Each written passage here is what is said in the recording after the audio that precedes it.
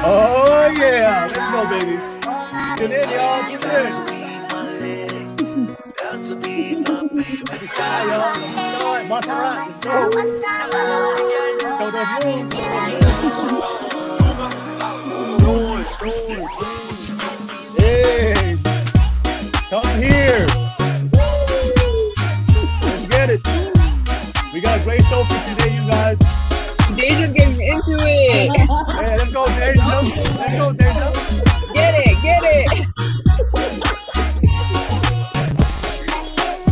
Yeah.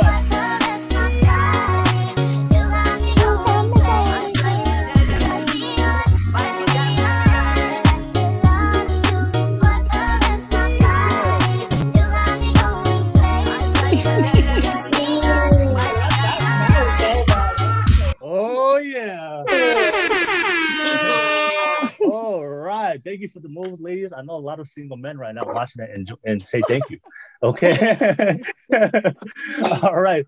So thank you for watching. Thank you for tuning in. We're about to get this show started. Real quick, like I said, before we get the show started, I do want to introduce our beautiful guests for tonight. So ladies, go ahead and introduce yourselves real quick. Just say your name, your age, what do you do? And of course, for a lot of people that's watching, what is your relationship status? A lot of people want to know. That's why they're tuning in. Okay. All right. So I'll start with you, Deja. Go ahead and introduce yourself real quick. So, hi, everyone. My name is Deja. I am 24 years old, currently in the Boston area. I work with special needs kids. I'm direct care staff. I am a former Marine. And my relationship status is currently in a relationship. I just started dating somebody on the 10th, so this past Saturday. Oh, congratulations. Thank you. Wow. Nice. Nice. All right. Okay. That's one down, two more to go. All right. All right. So go ahead, Monserrat, go ahead and introduce yourself real quick. Okay. Hi, everybody. My name is Monserrat. I'm 18 years old. I work as an assistant engineer. It's kind of like an internship since I'm so young and I don't have experience yet. And my relationship status is single. All right. All right. She's single, y'all. She's single. All right, nice. All right, and the last but not least, Nanise, go ahead. Thank you. Well, my name is Nanise Maake. Most call me Nani or Nancy, and I am 26 years old. I'm a full-time mom, proud of two beautiful children, a daughter and son, and I'm also full-time tech and also enrolled in college. Yep. Oh, and I'm in a relationship. Right, she's in a relationship. Okay. Okay, so thank you, ladies, for joining in. And thank you, ladies. We got a great show for you guys. We got some great questions, and we're going to have some great discussions tonight. So real quick, I know we have a mixed cast tonight. So real quick, before we actually go into the questions, I just want to ask you guys, everybody that's watching, what's it like to date within your culture and ethnicity? So actually, if you guys could just explain that real quick for everybody that's watching right now, and then we'll go into deep questions. So I'll start with Deja. What's it like? You know, a lot of us don't know what's it like to date as a Cambodian. What's it like? All right, so unfortunately, I wasn't really growing up around with a lot of Cambodians in my community. Okay. I'm more of like the suburbs area.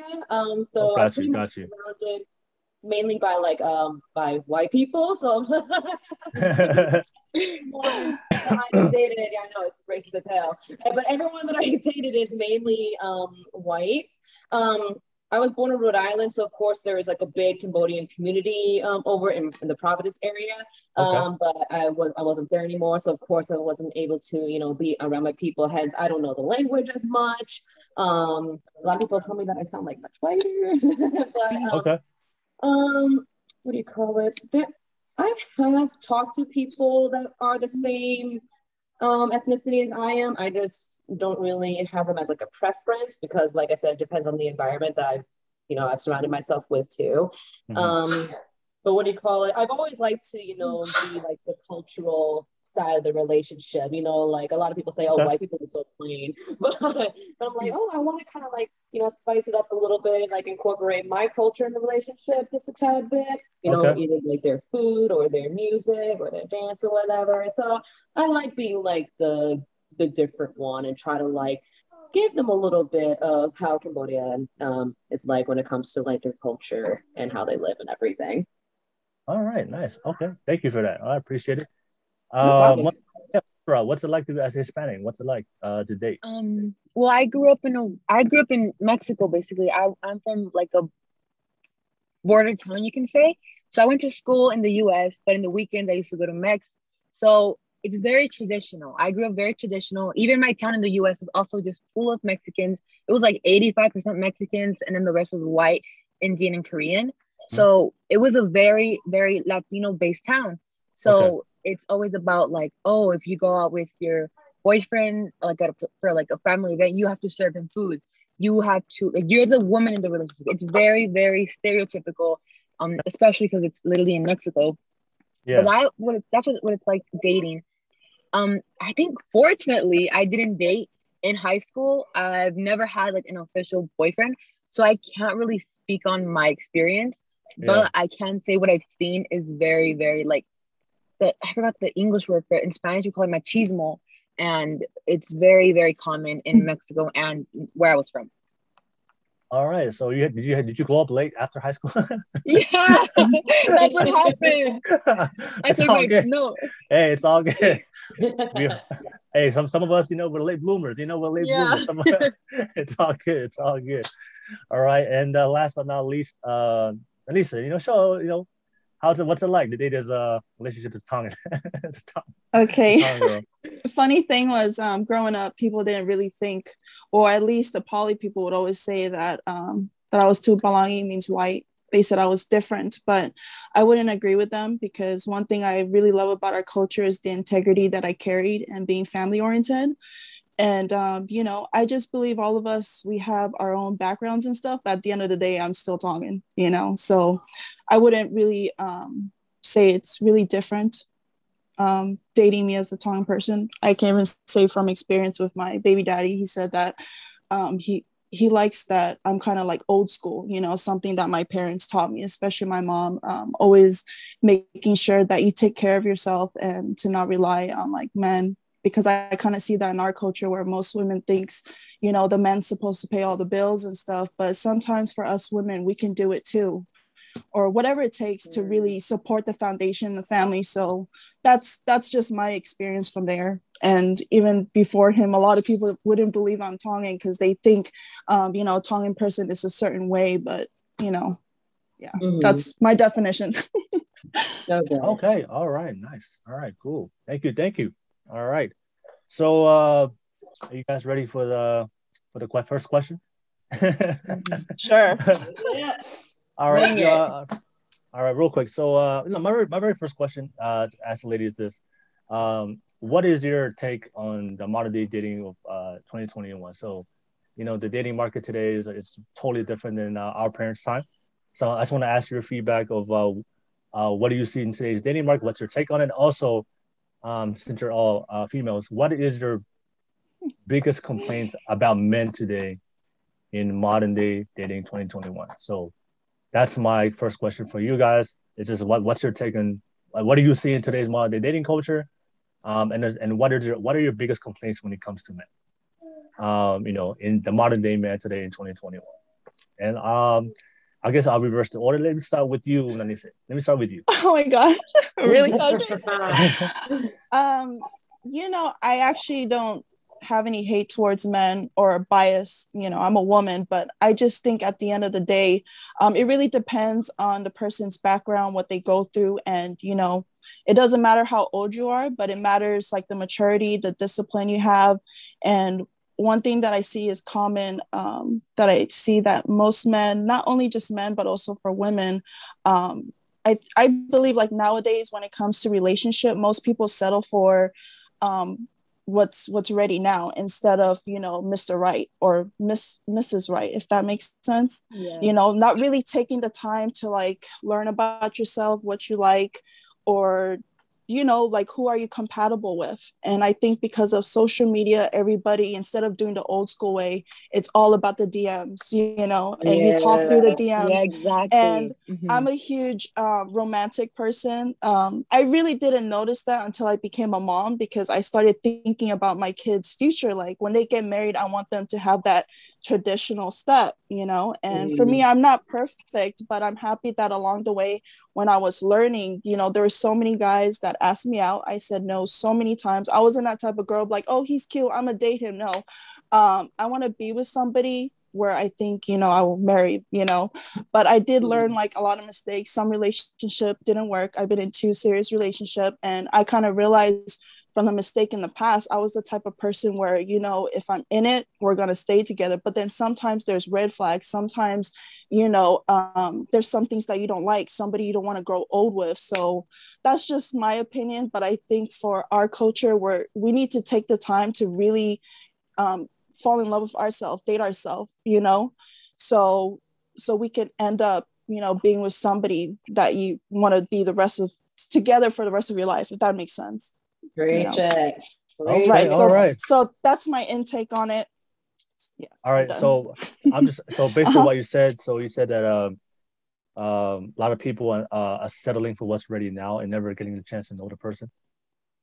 Yes. Is that what you're saying? So basically, they would just date and then move on fast instead of like, let me get to know this person. Oh, I don't like this, so we're not going to talk because, you know, they don't have XYZ, instead of just the looks, or instead of like, I don't want to, you know, instead of sex, you know what I mean? Like, instead of looking further beyond that, you know, like can this person take care of my crazy? Is this person going to take care of me when I'm going through the shits? You know, it's like stuff like that.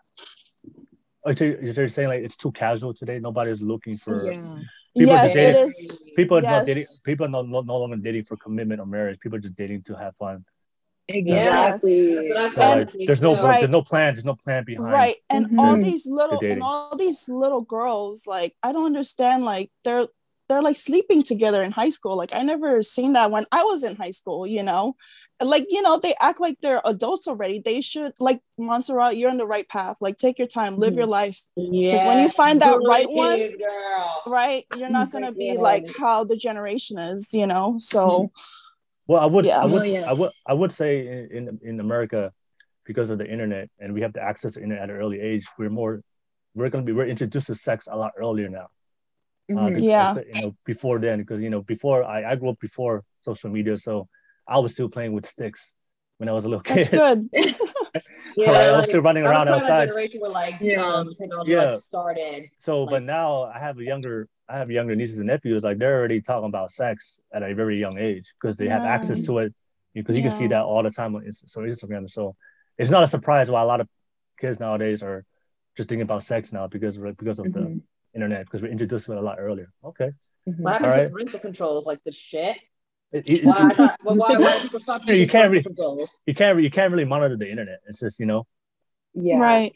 Not only the internet, but, you know, when your kids are with their friends or what their friends talk about, you can't really control them anymore. Yeah, you can't control them when they go to their their friends, big world. outside, you know. Society in general. Yeah. They're gonna find access somehow. You know, somehow, exactly. Jesus. Yeah. So you can go to the library and watch that. Oh, yeah, true. You could. All right. Okay. All right. And then of course, Nanise, you said about talking through the DMs with people. I guess what you're saying, people don't talk socially no more, like face to face. Is that what you're saying? Everything's through the DM. Because I remember in middle school, high school, like a lot of girls will meet their boyfriends through there, but me, I never talked to anyone through DMs. It was always like in person, you know. And I don't know, it's just something my mom always taught me. Like, she always says, don't think with your ass, think with your head, because she didn't want me to be like, no offense, I don't like to like put a label down, but like these Tongan girls be chasing boys instead of like being good in school, study, focus on yourself. Like, I was always that girl, you know, focus in school. I didn't care too much about the boys, but I was the opposite. Oh, I'm sorry. See, I feel so guilty like saying stuff like this. Oh my gosh. Oh no, girl, I was so boy crazy growing up. It was bad. I would. Okay, I'm sorry. I no, it's all good. You know, I'm not perfect. Okay, I'm sorry. But we're all being honest. We all have our own opinions. We do it differently, so it's okay. Okay, I'm so sorry. Girl, we're gonna embarrass each other. Whether we like it. Yeah, this is the first of many on this podcast. Okay, I did a mistake. No, so Nanise, I do want to ask you because I know the things you mentioned. I feel like that's more like the culture in general. But I want to ask you, what specifically, one of the questions I ask you, what specifically your biggest complaints when it comes to men specifically?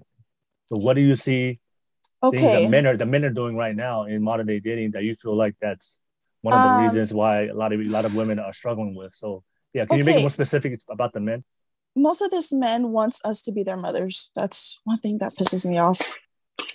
Look, okay. Break that down. Even if I'm your girlfriend, don't expect me to be your mother until you put a ring on it. You get what I mean? Like, grow up. You know, like don't owe it. Like what? Give me a specific. Like, what would they ask you to do that's related to their mother? You could talk about cooking and cleaning. Yeah, that, and also I don't know, it's just some comments they say, like the snick this. I just kind of think back of some of the comments that they say and expect me to, you know, like if they have a bad day or whatever, they will bitch and you know, be moody at you, and you know, like it's okay, but you can respect me at the end of the day, if that makes sense. Do you guys get where I'm coming from? No, I'm blank right now. No. I'm blank. Like I don't think that's anything to do with them acting like with you being their mother, but that's just like in general, like they shouldn't bitch and complain because they had a bad day. It's okay to do it, but we're not a punching bag, you know. And oh no, yeah. Do you get what I mean? It's just hard for me to. No, I understand what you mean. Yeah. Yeah. So yeah. Like, do you mean like when they rely on you they're like as a mom to take care of them? Is that what you're saying? Yes. Like emotionally. I think she means physically. Emotionally, yeah. Like, I understand what you're trying to say. Yeah. That just sounds like a broken man if he's relying like that. Yeah, and I also like my last relationship before this one. Like, not only did I have to do all the cooking and cleaning, I had to work extra. I had to pay all the significant bills while he didn't do shit in the house. He didn't even work. He refused to work when COVID started. So it was only me. But then he would have the gall to freaking steal my money and live a lavish life. But then, like, he can just spend the money that he wants, but then I'm not allowed to spend my money. The hard money that I worked and you freaking didn't. Yeah. It's the lack of masculinity in these dudes. Right. They just think that, like, because they have single mothers and didn't have a father figure, they just think that, like, oh, we can just use the woman as a utility or whatever the shit. Right. She just hit the nails in the coffin. Oh, I probably said it wrong. But anyways, exactly that. I just forgot. Anyways, continue. No, like I thought like being a strong, independent woman was like a good idea until you find a dependent man. Then it freaking sucks. Yeah. Oh my god. Why am I doing everything and you're just sitting there doing nothing? How come I feel more like a man than you are? What the fuck? So like, right. So, because all of you guys, like, you know, you guys prefer your man to take care of you, right? Yeah, exactly. Yeah. Equally. That's what I think. Exactly. Equally, partnership. You know, it can't just be we deal with everything and the emotional part. You know what I mean? It's supposed to be equally. And when we're having a bad day, let's talk it out instead of I'm the punching bag. You should do this. You should do that. You know, it should be like, you know, let's work together. Yeah. And on what Nanny is saying, I think not only like the household, we should both, like, if my future husband, when I have kids, I'm not going to be the only one cooking and cleaning. No, you can get the restroom. Or he can do the yard work. He can do all that.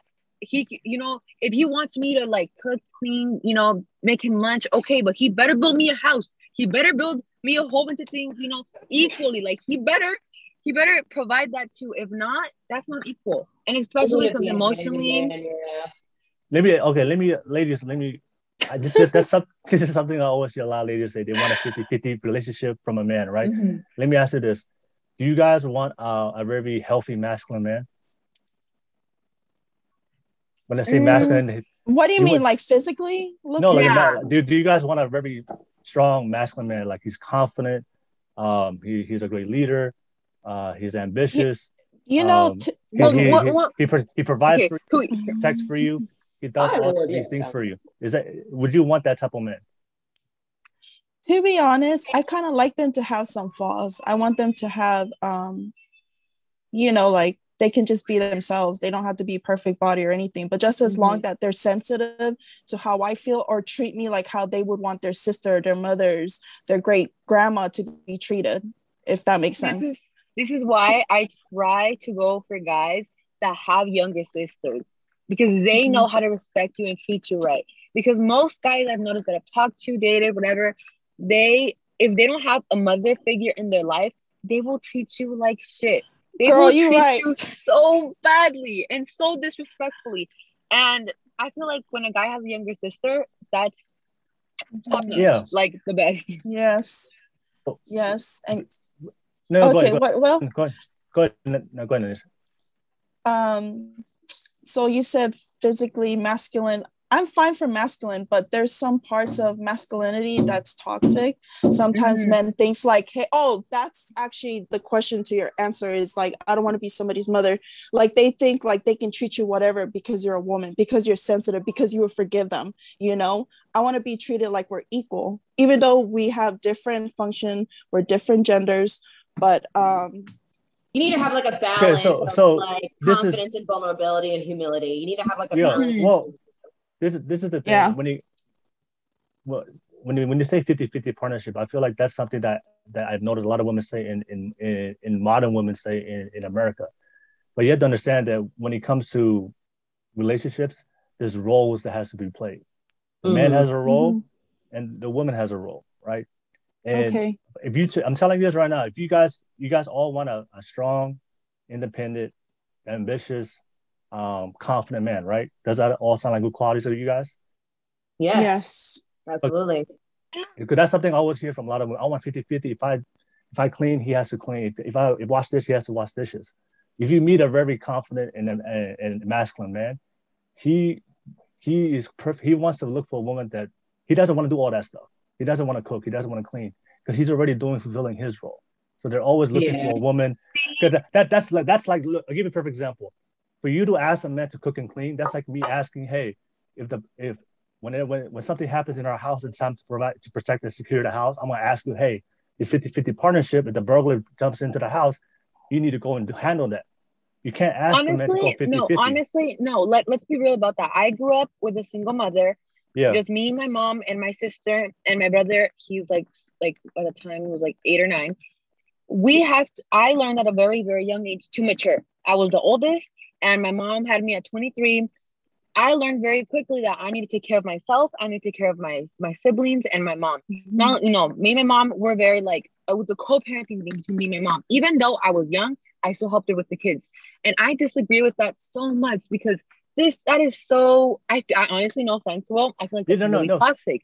That's really toxic to think that. Wait, did your mom, so you say you grew up with a single mom? But yeah, we're raised by a single mom. So the thing is, I would say to that is your mom had to fulfill both roles because she was a single mom. You gotta do 100%, yeah. Right, but if you have a healthy partner between a man and a woman, she doesn't have to fulfill both roles because the man is fulfilling that role. So I tried a lot. Oh, go ahead. So because we're talking about relationships, so your mom had to do that because she wasn't in a relationship. She had to fill that both roles for you. But if you want to if you want to attract a good man, a very masculine man, he just wants to fulfill his role and he's going to expect you to fulfill your role. So the thing is, like I said, for you to ask a 50-50 partnership, that's one of the things that for a lot of men is unattractive because we are already doing our part and you're asking me to do your part when I'm already doing my part. Okay, so I have a question. What is the definition of a man's part? What is that definition? A man's part is to provide, protect, and so he's to provide you, go out there and provide for the family, go to work, pay all the bills, protect, right? Anything happens to the kids, anything happens to you, he's going to handle his responsibility and protect you, right? Okay. Any danger, any kind of anybody that tries to endanger the family, endanger the household, he's going to take care of that, right? Okay. So here's my comment on that. Okay, go ahead. It's 2021. It's not like women can work. I want to become a lawyer. That's my aspiration. I want to have a career. I like doing that. I have a passion for the justice system. And honestly, if a man is not willing to give me that 50-50, then I know that he's not the one because he wouldn't work with me. I'm not saying he's going to stop you from doing it. I'm just saying you can still work. But I'm just saying when it comes to the roles, right? You can still work. He can still work. What I'm saying is, for a man, the way we show our love, what we're comfortable doing is providing and protecting. We're not we're not comfortable doing the female the cooking and cleaning, right? We can help. We can help. We can help you and assist in doing that, right? But to tell a man, hey, if you don't cook and clean, you're gonna I'm not gonna be in a relationship with you. The guy's no, I'm not saying that. No, I'm just saying, right? You know, help around like 50-50. Like it should be like that. Maybe I can say, all clean. Like we build a system or something, you know, like it's equal. Like I'm not saying like you do it all the time. Like, no, that's wrong. That's not equal. I'm saying equality. So basically, I understand that, but you shouldn't say that as a requirement to be in a relationship with you. If that makes sense. So that's a relationship. That's like for me saying, hey, if you want to be with me, girl, sometimes you really need to provide and protect me. You know what I'm saying? If I go to a date and if I go on a date with you and I tell you, hey, sometimes I need to require you to provide and protect for me. If something happens to me, I need you to step up and provide and protect me. Because that's what. Okay. So that's why when you get married, it's when you're poor, when you're sick, all that. Let's say my husband gets sick, gets terminal cancer, who knows? And we have kids. I'm still gonna provide for him. You never know the situation. You never know what's gonna happen. So that's what I'm saying. You can't really say, oh, a woman's never gonna provide. Like, no, you don't know what the universe has in store for you. I'm not saying. I'm just saying you can't say that to if you want it. Obviously, I'm not gonna say that. Well, but you guys just mentioned it, right? You're looking like you just all said I want 50-50 with the man. I think Monserrat I believe the 50-50 it doesn't exist. It's something that America has been teaching a lot of girls, and why a lot of them are not attracting a lot of guys, because a lot of guys, I'm telling you guys, a lot of guys do not want to cook and clean. The same reason why a lot of most girls do not want to do the providing and protecting. If something happens to the family, they expect the man to do it. The same thing with cooking and cleaning. I can do it, but I expect you to do it. You know, if somebody breaks into the house, you can do it, right? I'm sure you would protect the kids, but you would expect the what? Mm-hmm. You would expect your man to do it. Yeah. So, you would expect her, yeah. Exactly. So I'm not saying that I can't help you cook and clean. No, I'll cook and clean for you. You know, I like to be clean too. But if you put it as a requirement, hey, it's 50-50. If you don't cook and clean, and you making it seem like that's a requirement to be with you, then for me, I'd rather be with a woman that naturally accepts her role. She's willingly wants to cook and clean for me, and she wants to do all that for me. But I will help her out. But she doesn't require that from me. She lets me be a man. I'll let her be a woman. But I will, like I said, if she needs me to wash the dishes, just ask. I'll do it. But if you make that a requirement, hey, if you want to be with me 50-50, I'm like, nah, because I'll be with this girl because she cooks and clean all the time. But then I'll be, but she needs help, she can ask me. That's one of the things I do see a lot of women say 50-50. If you don't cook and clean, you can't, because like I said, for guys, we are comfortable in what we do. And you're trying to tell us to go outside our comfort zone of what we're naturally comfortable doing. Can I make a comment on that? Go ahead. Yeah. Oh, how is cooking and cleaning not something you're not comfortable with? That's a living life necessity. Okay. Perfect. You have to survive. Yeah, but I'm saying, so you have to understand, like, men and women, we are different, right? So for men, like, we're bigger, we're stronger, so we're built to provide and protect for you, because we're the bigger, stronger of the sex. So if you women, you guys are more the vulnerable for the sex. You guys have kids, so you guys nurture, care. So you guys are more natural in your role as taking care of the children, the cooking, the cleaning. So that's why it's like, for a lot of guys, you know, I know a lot of people might say it's social construct, but it's our natural role. It's ever since the beginning of time, back in the day. Think about the caveman days. Back in the caveman days. It's not the caveman days anymore. I know, it's modern day time, right? But our nature hasn't changed. Instead of hunting and gathering for food in the forest, we go out there to find a job and work and provide for the family. I'm saying is, rather live simply and then just freaking just like put myself out there and try to complicate my life to make sure like my kids' lives are okay. It's like if I'm starting to work, who the hell is going to take care of the children? I'm not going to hire some nanny to freaking raise my kids. I want to be there for my kids for like the first like maybe 4 or 5 years. Then when they're like school age, then maybe I can go back to work. But until then, like after I'm pregnant, like I don't want to like fucking like pay for all the significant bills and shit like that. I wouldn't even be able to work. You know, I'm telling you, that's what I'm like a year. Yeah. So like freaking like what else are you like supposed to do other than take care of the children? No, especially if the man has everything you want, you can probably just like fucking just raise the kids for the rest of your fucking life. You can have an easy ass life. Shit. No, yeah, exactly. What I'm saying to you guys is, if you can't ask a man to do his role and also fulfill your role. You know, when a relationship is, we both accept our roles, the man and woman, of course, and we work together, right? But you can't require the man, hey, I want you to be a man, but also I also want you to do what fulfill a woman's role. But that's what you're saying with 50-50. And I'm telling you guys right now, when you say that openly, a lot of guys, I'm telling you guys right now, a lot of guys don't like that, and they won't say it to your face. They're just like, I'm just gonna go with the woman that's naturally just gonna cook and clean, and I'm good with that. And I see a lot of modern women do that, and that's the thing with me. I'm a very picky person, and I have my standards. I have a list. I know what kind of person I want. Yeah. So if I want that kind of person, and I'm just like, okay, then I'm gonna wait for that person that agrees with me on that concept. Then fine, I'll wait, because I believe very strongly in that. It's very important to me, because I don't want, let's say I don't want to be, have a boy, let's say I have a boy.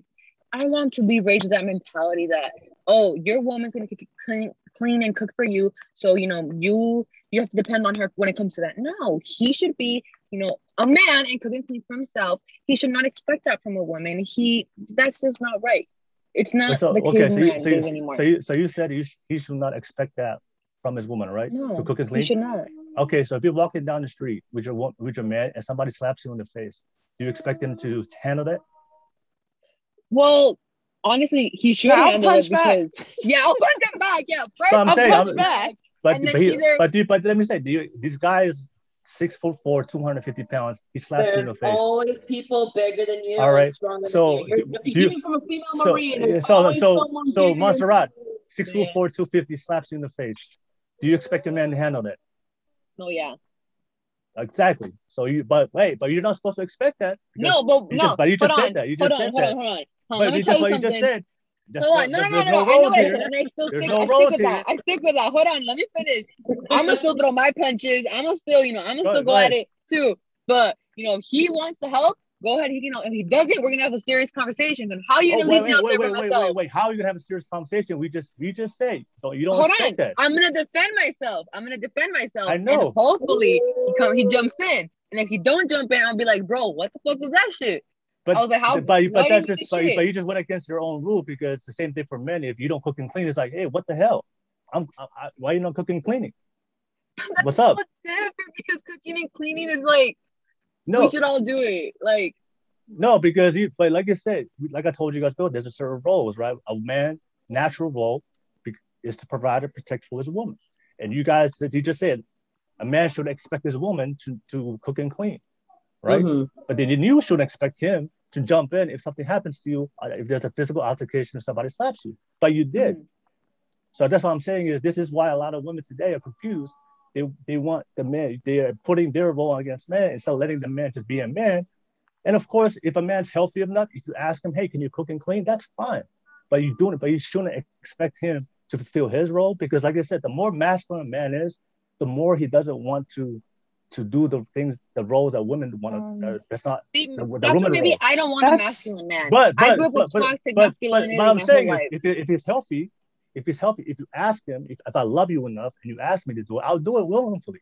Would I want to do it? No. But would I want to do it for the woman I love? Yes. If you ask me, hey, honey, I'm tired today. Can you cook and clean? Well, yeah, I'll cook and clean for you. But like I said, but you allow me. You just let me be the man. If you do need me to cook and clean, that's fine. But don't like I said, to tell men, very masculine men, to compliment the type of men that you're looking for, that you have to cook and clean. If you don't cook and clean, you're not gonna be with me. He's like, all right, it's good. Deuces. Because I'd rather be with somebody that's willing to do her role. Let me be me. But like I said, because we love each other, we're willing to, if we do need help in our roles, we can do that. But there's a lot of women today are going out there today in modern day society saying 50-50, you better be, I want you to be confident. I want you to provide and protect for me. And I also want you to cook and clean for me. And then for a lot of guys, like, nah, you can't have it both ways. That's for a lot. That's actually, you're asking for a lot. That's like me asking you, hey, I want you to cook and clean, but I also need to protect me if somebody slaps me in the face. I need you to handle that. Yeah, so it's exactly like, hey, like I want you to cook and clean, but I also want you to pay for the mortgage. I also want you to pay for the electricity, the water. Okay, but what if we're halving the bills? Because I'm gonna, for example, I have a career in mind. You know, I'm gonna have a future for myself. I'm also gonna help with the providing part. That's what a relationship is. Yeah. Okay, so when it comes to providing, it's fine to do half and half. But when it comes to the other things, it's like, oh no, you can't do that. That doesn't seem fair either. What I'm saying is we all have our roles, right? Don't make it a requirement that he has to fulfill your role also. Mm-hmm. So that's what I'm saying. No, like I'm a man, you're a woman. We fulfill our roles, but we also work together. We both work, we both pay the bills.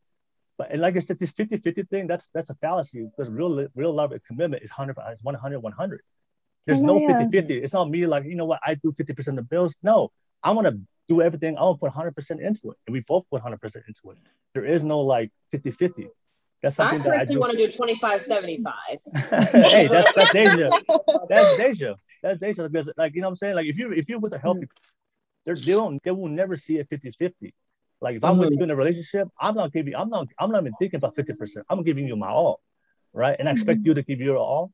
What I'm saying is you fulfill your role, I fulfill my role as a man, provide, protect, you cook and clean, and we can still both work also. But like I said, if you need me to help out, talk to me, all right? But don't tell me that I got to do both. And that's why a lot of modern women are doing is, hey, I want you to be a man, to be 100% masculine man, but I also want you to cook and clean. And like I said, that doesn't work in the real world. That's something that, you know, happens in the Disney Channel and Disney.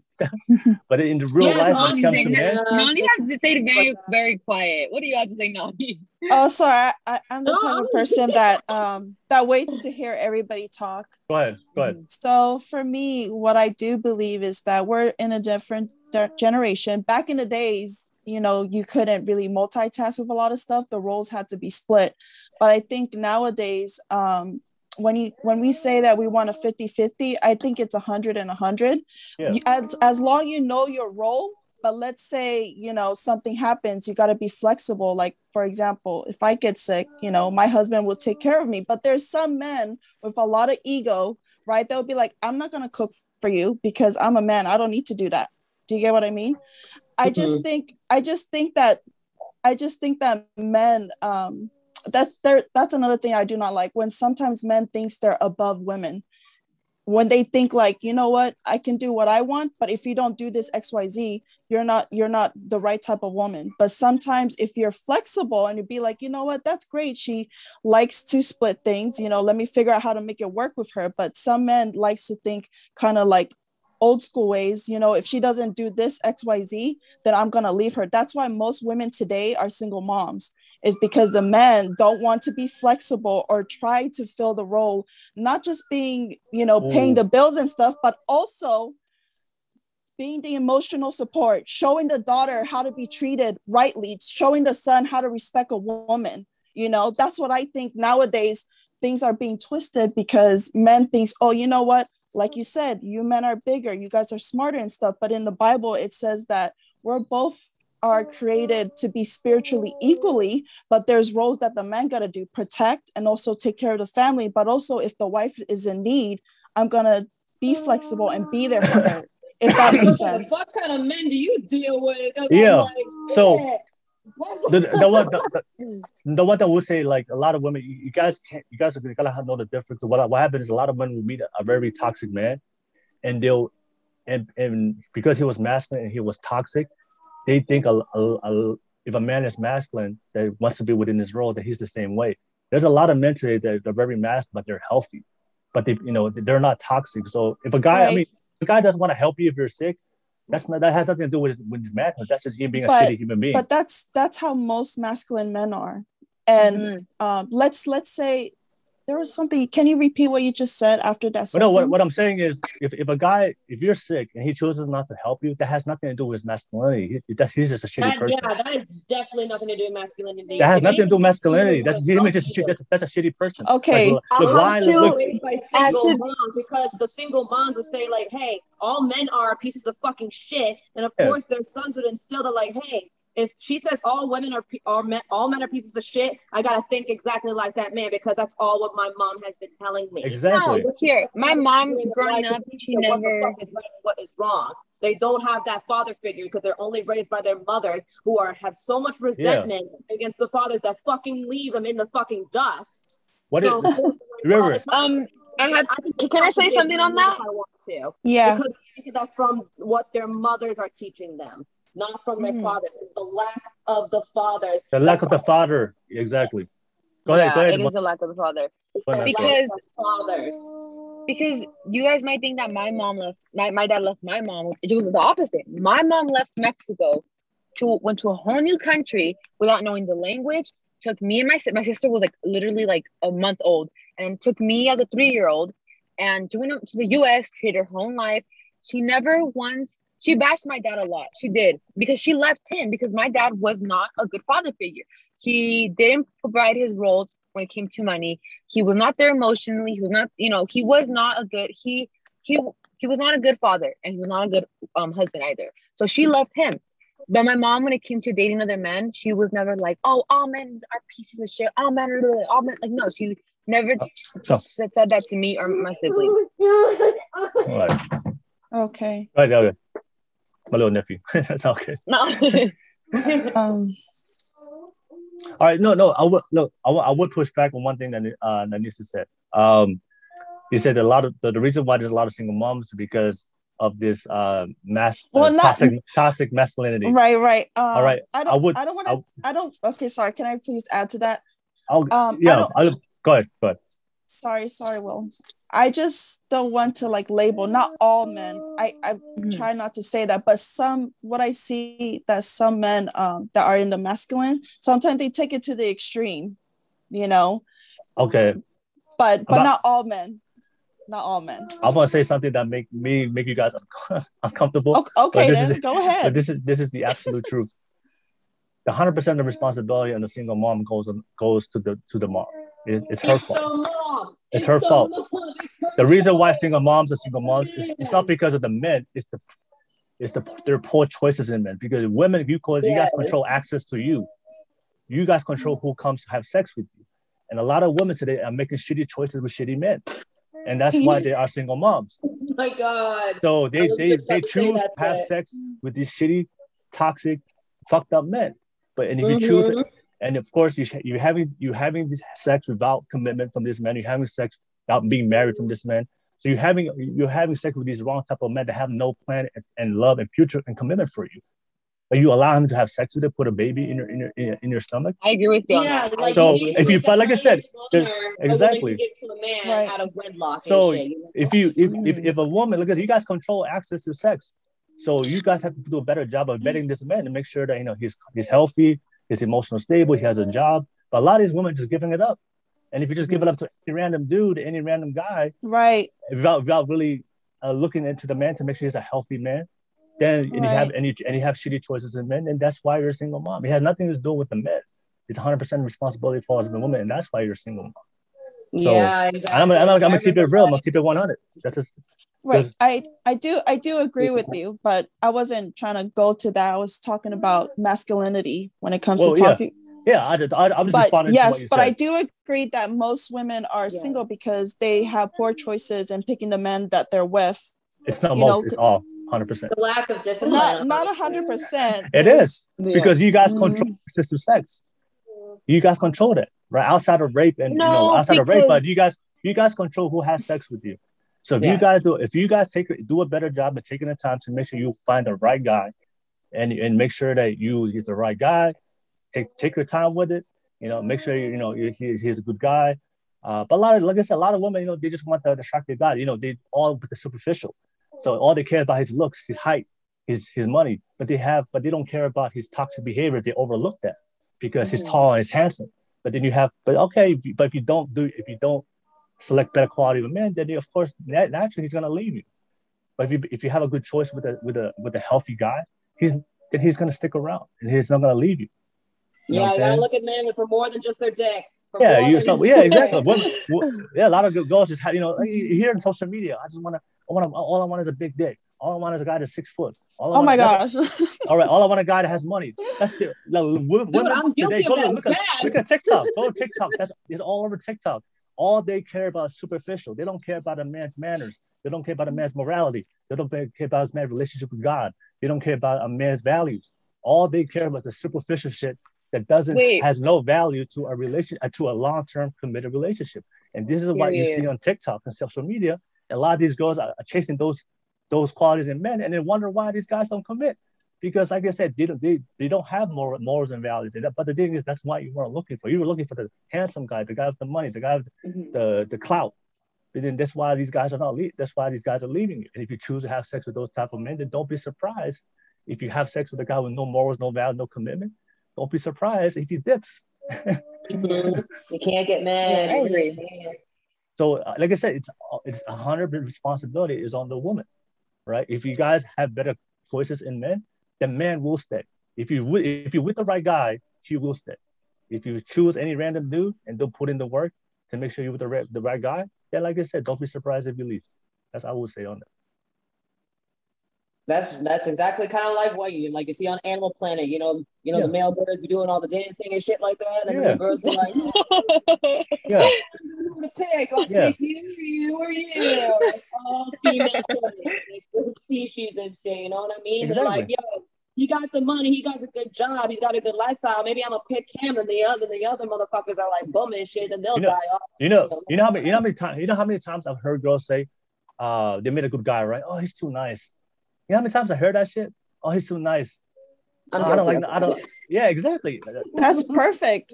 But that's a perfect example of today's society. Nobody wants the nice guy, the good guy.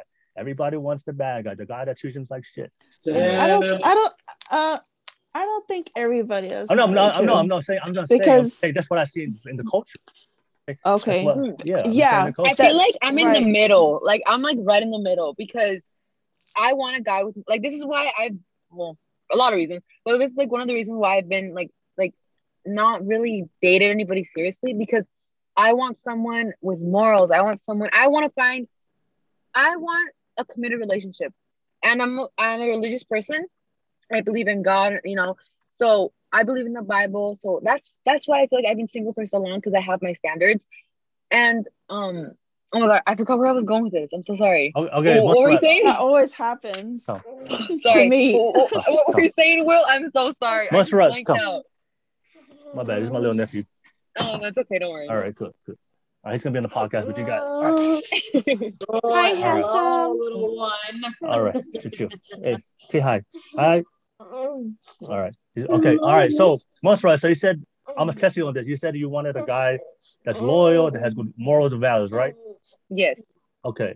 And if a guy has all those, if he has good morals, good values, has a good relationship with God, you will date him. Yes. Are you sure? You gonna stick by that? Oh, see, this is why I like the Bible, but I do a really bad thing because I cherry pick at it. I know it's really bad, but yeah, it's okay. But I'm saying, are you saying that's the only qualities a guy has to have a chance with you? No. There's obviously more qualities, but I'm just saying those are the bare minimum. You have to have a relationship with God. I think that's number one, because this world is more qualities. Hold on. More qualities. We just listed 3. You said he had everything for you. Why are you asking him for more, though? More, exactly. See, this is the modern woman today. They want more. Like the morals and values and relationship with God is no longer enough for the modern day women. Other countries, women will be okay with morals, values, relationship with God. For other countries, women, they will love that. But only in America, that if a guy has morals and values and relationship with God, that is not enough for the modern woman. Yeah. No. That's very mistaken. True. That's so not true. My generation, I am 18 years old. No offense, Will. You're like on the opposite spectrum of me. I'm 18 years old. I am fresh out of high school. Yeah. The kids my age do not believe in God. Most of the guys I've dated or I've talked to don't believe in God, and that's when I'm like, eek, I'm gonna walk away because you're not a good person. Not something you're not a good person. No, I'm not talking about them. I'm just talking about you. Oh, okay. I'm talking about you. You made it seem like... No, I'm just talking about you. You said that, I asked you, you wanted a guy in a relationship with God, you wanted a guy that has good morals and values, and I asked you if a guy has those values, is that all he needs to have a shot with you? And you said no. You want more. No, actually, no. I take that back. That's like the bare minimum, but it's really hard to find though. Bare minimum? In my generation, yeah, that's like that's the bare. That's my bare minimum. But the thing is, in my generation of the kids my age, well, the young adults my age, that's really hard to find. You might think it's easy for your generation. For mine, it's the opposite. You know why it's hard? What are we supposed to do? You know why it's hard? You know what's hard? You know why it's hard to find those guys? Because I'm looking for more. So let me ask you. Let me go deeper into it. So, what's the height that you would date? The height? Well, I'm 5'11". Let's say that I'm a pretty tall girl. Okay, beautiful girl. All right, okay. I'm a stallion. Okay, all right. So 5'11". All right. Okay. And so does he have to be taller than you in order to date you? No. I don't look at height. He does not have to be taller than me. So he's 5'5". You dated? No, tampoco. Let's not. Okay. Okay, you just said it. You just said it. Why? You just said it. No, wait. You just realistic. Okay. You just said height doesn't matter. You said that. I do not want to be at the altar and for him to literally be at my fucking booth. But no. I like to be realistic. No, I want to realistic. date someone that's shorter than me. Yes, I will not date someone that's literally 2 heads shorter than me. Let's get that straight. Okay. So the right word is not shorty. The right word is I'm not gonna date guy that's not 5'5". You only date guys above what? What's the height? What's the cutoff for you? 5'8". All right, like I said, yeah. But I'm saying you just said height doesn't matter, but then you said. But there's still a standard, exactly. Because there's still a set minimum. That's what you said. You said height doesn't matter, and I said 5'5". You said I won't. Because look, a woman like me, most women that are my height do not go for short men. They go for men. You don't have to justify it. I'm just saying I'm just going off what you said. I'm just okay. So I'm sorry. I apologize. I take that back. Now I'll give you my new statement. All right. Okay. All right. So body type. Does he have to be fit? Can you date a guy that's chubby? Can you date that's fat? No. I personally, I was a very chubby girl growing up. I didn't lose weight till after high school, so I'm not picky when it comes to appearance. That's something I need to say. So all right, so chubby. Okay, so he can be chubby. All right, cool. Mm-hmm. Chubby, fit, skinny, doesn't matter. Can you date a guy? Can you date a guy? Does he have to make the same type of income as you? Yeah, I feel like that is a standard for me. Okay. Not the same, but have also a good career, not like a trade job. I don't want to bum either, Okay, so if he's economically at a lesser level than you, then you wouldn't date. How lesser are we talking about? It can be minimal or it can be drastic, just less. So it can be a guy that's making 50% of what you're making, or you can make 30% of what you're making, or 90%. I'm just saying. But like I said, for you, does it matter, or is there a specific amount? Like I can do like 50%, but anything less than 50% what I'm making, I can't do it. Mm-hmm. Yeah, I don't want somebody that's working at McDonald's while I'm being a lawyer. Like, honestly, no. Like, I want someone with ambitions. I want someone with a career. I want someone that, it doesn't even have to be school. It can, because I'm in school too. It can be a trade job, as long as you have an ambition for something, that's okay. And if that ambition doesn't pay good, but I know that you like that and that you're passionate about that, okay. But obviously, I don't want to date someone that's passionate about a McDonald's worker. Like, no, that's no, All right. But then who's going to raise your kids if you're working all these hours and then your man's to be working all these hours? Who in the hell is going to be, sitting at home taking care of the kids, especially from like infancy to grade school age? Unless hiring a babysitter that's someone else raising your kids and not specifically you or the father. Because I grew up with a baby. I grew up with a babysitter. I grew up going in and out of daycare since I was like 3. So I wouldn't mind my kids going through that. Pay for the daycare too, because daycare is not free. You know what I mean? No, my mom paid for it. So we will split the bill. Like, that's not a big deal. Like, we can split all the bills and stuff. But we have to work. Okay, then we have to work. Like, that's part of life. Yeah. But yeah, that's my take on that. Okay. So all right. So Monserrat, I'm gonna take what you said because a lot of ladies watching right now. This is one of the reasons why so many modern day women that are single is this. You do realize that the more standards that you have, then you pretty much what's happening. You're just lowering your dating pool, right? So and like I said, you guys are free. You guys are free to have your preference. I have nothing. I'm not knocking you for your preferences, but just understand that the the more requirements or the more standards, or the more things that you look for in men when it comes to height, when it comes to body type, when it comes to economic status, then you pretty much, what happens is you're just lowering your dating pool. So a lot of women I agree with you. Height, he has to have this height, he has to do this job, he has to have this certain body type. And then what happens is, like I said, then a lot of times, it just makes their dating pool a lot smaller. So they have to find the good men out of that dating pool. And where a lot of good men out there that may not have the height, they may not have the economic status that you want, they might not have the body type that you want.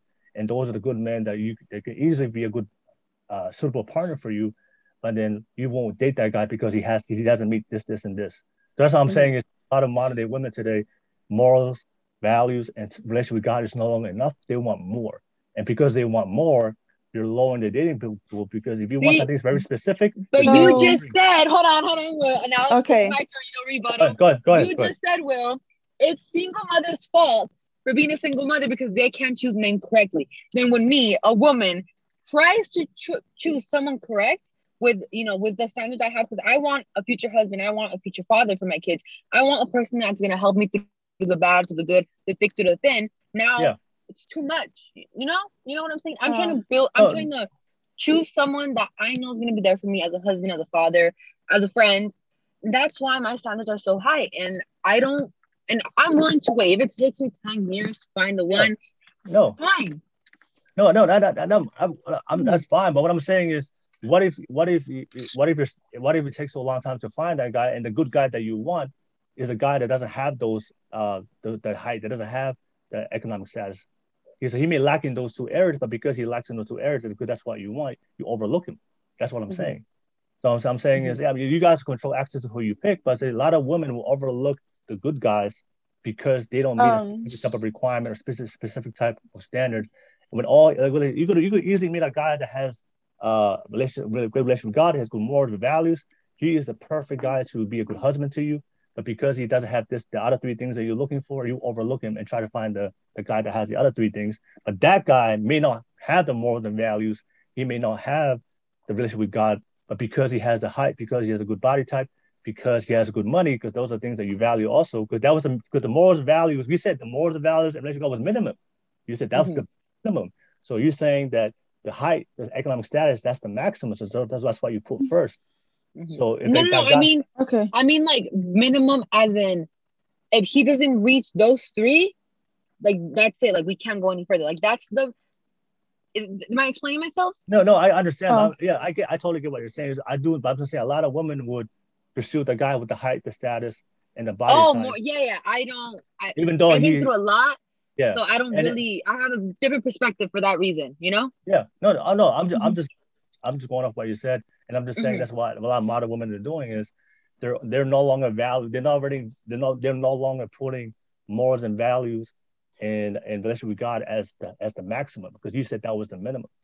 Well, I believe that what the most important in a relationship is not what the superficial shit, the physical shit. That shit goes away in age. Exactly. The most important thing is what's inside.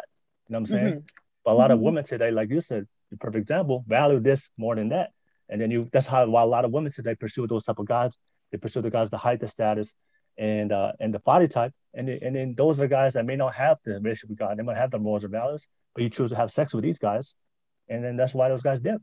Yeah, but unless you apply like those standards that you have for the men onto yourself as well, you're not gonna really be likely to get that man. So why do you expect so much from a man? But then what the fuck are you going to do? Are you going to be complacent, or are you actually going to work just as hard? Because a lot, especially for a high value man, they would want like a woman that is like, just as hardworking, even with or without an actual job. If you're hardworking, like making the home and making sure the kids and the husband are fed, that's still hardworking. Making sure that the house is like all tidied up, making sure that, like I said, everyone is fed and everything, not fed up, excuse me. But like that's a job. Stay at home mom is a job. Like what you're doing, Nani. Stay at home mom, that's a fucking job. Yeah. As long as you're working hard in the house, that's all that really matters to a man. Yeah. That's really all that fucking matters. You don't need a second job as long as you're good in the house with the kids. Like that's all you gotta do. So like if you want those high standards, you gotta apply that to yourself as well. Like if you want the man to to be like at that high caliber, you got to be like, well, shit, what do those guys want? What do those guys specifically want? So then I could put myself out there and then he can choose me. So the one thing I would say to Monserrat is, and this is for all the modern women that's listening, when you want a specific high caliber man, right? And what happens is that's a small percentage of men. That's not all men. That's why it's going to be really hard for you. That's why a lot of modern women today, the average woman today does not want the average man. That's modern day dating today. The average woman today, they all want high value men. And what you just described right now is typically the high value men, the small percentage of men. So women spend their whole life pursuing this high caliber of men. But the problem with this high caliber men, they have a lot of options because all women are pursuing him. So you don't want to date the average. You don't want to date the average guy. So you spend your whole 20s. And like I said, you're young. I'm glad you're young. I'm glad you listen to this right now. Yeah. A lot of women will spend their whole 20s just trying to find that high caliber man and give no time to the 80% that the rest of the average dudes. But then, of course, these high caliber men don't want them because with the high caliber men, they want the most prettiest girls, the most feminine girls, because they have access to all these options. So they pick the best of the heap. And then because like I said, there's not enough high percentage of men for everybody. There's only 10% of them, right? There's only a small percentage. So there's not enough high value men for all these girls. So they spend their whole 20s trying to pursue that guy, and then when they get old, their time is up. Because when you get older, as a woman, you lose your sexual value in the sexual marketplace.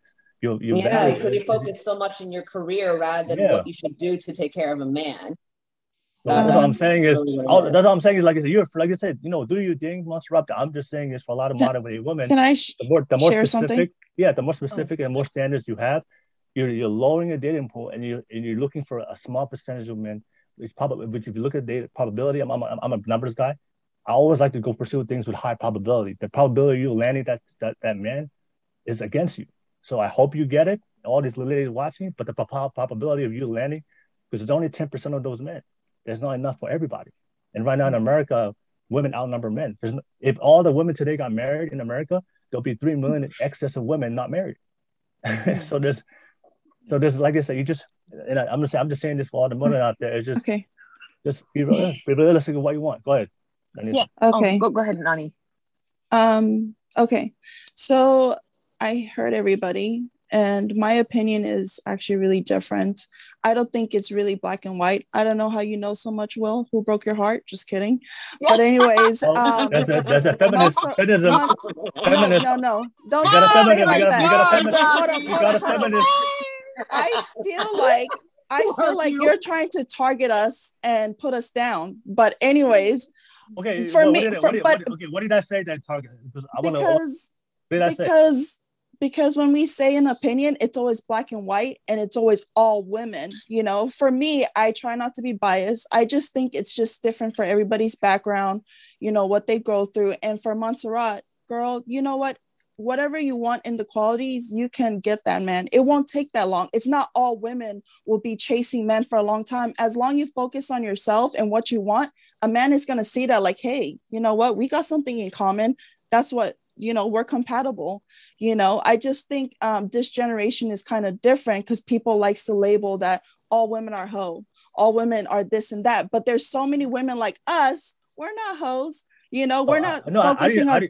I know that. I said modern day women. I said modern day women. But I just think what we should talk about on this platform is like, what men can do today to be more healthier in relationship, and what us women can do to be more healthier in relationship, or what should we look for to find somebody that's compatible. Because I kind of feel like, because look, my mom, she's a single mom, and not because she dated my dad because he's a shitty man. My dad was actually a great man. He was a Mr. Mom. He was a stay-home mom. He cooked, he cleaned, but because they got together, they realized they didn't have compatibility in some areas, but it's nothing wrong with her being a single mom. I don't want to label my mom that, hey, she picked a shitty man. You get what I mean? I just think with everybody's background, it's different. And Monserrat, you're still young, but take your time, and when you focus on yourself, you attract what you want. Because for me, I used to be that girl that was XYZ. I dated a doctor. Okay. He was tall. He was all this stuff. But I realized we did not connect mentally because I'm very family oriented, and I ended up with somebody shorter than me. You see, you just never know. You learn as you go. I just think that when you kind of pinpoint like what we focus on, it's not what we really focus on, you know, because I see Monserrat, what she wants to do is she wants to have XYZ. It's okay if she chased that. It's okay if because I know she will get it if she focus on good things, because you attract who you are, if that makes sense. And then those girls that end up with shitty men, it's because they have, you know, insecurities, you know, their fathers didn't teach them, you know, how to respect themselves, or how they treated their mother, you know, properly. Like, everybody's background is different, but you know, I don't know. Do you guys get what nowadays are into complacency, laziness, and freaking, you know, they're just expecting so high of a due while not doing the shit themselves.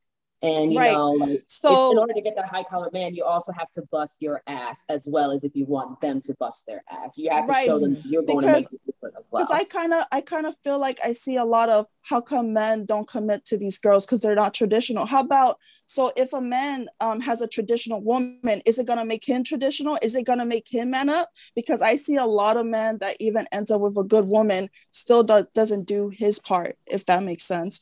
And that's how I feel like it's kind of hard, because most men think they're above women, so they can talk down on us anytime, if that makes sense. Woman like knows what the fuck is good for her. Why did she not decide to leave that shitty guy if she knew better? Exactly. Right. If she knew better, why did she decide to stay and like take all this pain and hurt by that shitty fucker, then just leave and try to find someone who is worth her time and worth the energy? Why did she decide to like stay and continue with this fucking hurt? Oh, just because you have a child with him? Oh, just because you love him? Just because he's good in bed? No, you gotta like think of him more than like just, like I said, than just dick. Be like, okay, is he actually doing good for me and the kids? If not, then I gotta get the fuck out of here. Right. No, so and Nanise, thank you for sharing your point of view. I'm sorry. And because like I said, that's what a lot of that's the modern day woman today. And what I'm saying is, this is what you just said right now is one of the main reasons what a lot of feminists are not telling women. They're telling women that you can have all these standards, you can chase this guy, and they're literally telling them that you can get that guy. But like I said, what I'm saying is, I'm being realistic. That if you are looking for a specific type of height, you do understand that you're eliminating every single man below that height. So if a lot of women today would say, I want a guy that's 6 foot. Okay. You do realize that. You don't understand what feminist is, but I do believe today's feminism is different, because most women are taking it to the extreme, thinking that all men are shit. But back in the days, feminism is equal choice. But today it's not women don't want equal choice anymore, they want equal outcome. So this is what women. Well, not all. Like me, I'm flexible. I don't mind if my partner decides to not work. I don't mind being the full breadwinner. You know, I'm flexible with that. But you don't want to be the breadwinner. You do not. You do not. No. But the reason why, hold on. If she's the full breadwinner, the man better be at home with the kids 24/7. Yeah. You know? Right. But I'm just saying it's an example, but I just feel like most I mean, I'm not really for the feminism like how it is today, but no. I'm sorry. No, what I'm saying is, like I said, I'm just speaking facts.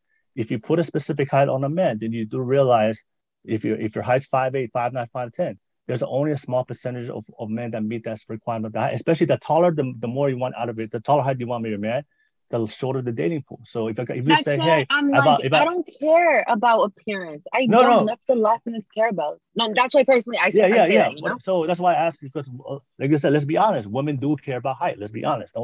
They do. Women do care about height. That's a fact. So you can't tell me that, right? and every woman wants a tall guy. And in today's culture, the standard is 6 foot. You see that on social media.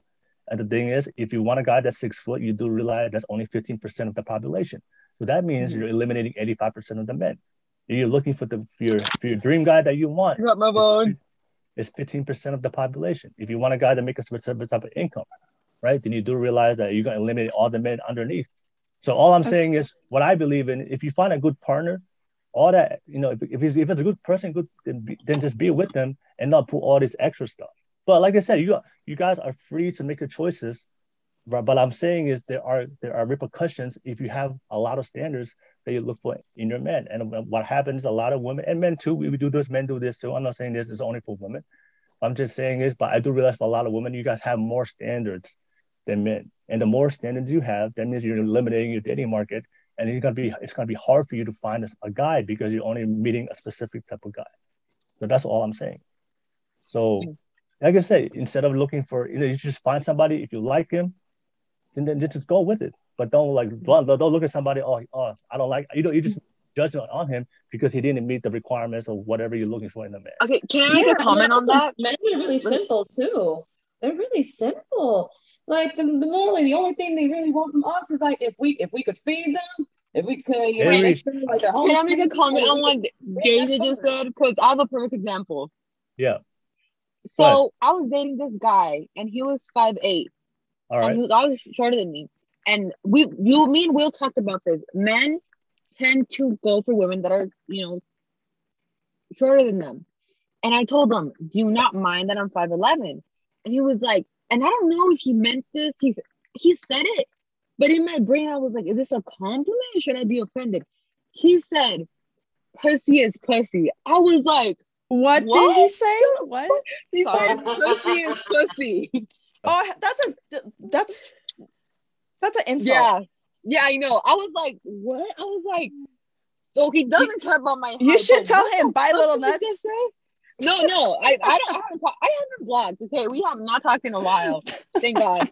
But good. No, I was like, what the fuck? I was in shock at that moment. I was like, I would have we're on FaceTime too. So I was like, oh my God, what did I get myself into? But yeah, so they just right about that. I'm friends with too many guys. I'm like, I'd laugh that shit off. Goodness. I'm too many dudes. Yeah. So, but yeah, that was an interesting conversation. Yeah. It's because men are simple. Men don't. Telling you. Not all of them. Look. Standards. I don't know. I see this all the time. When women are young, they have all these high standards. And you know what happens when they hit the 30? All that standards goes away. I see this all the time. Women in their 21s, I want this. And as soon as they hit 30, all that shit goes away. And now they want, I'll just take a guy that loves me, that has a relationship with God. But it's too late. You're 30. You're old now. Right? So stop. You don't have to wait to 30, 35 to finally be realistic and just take a guy that's gonna love you and appreciate you.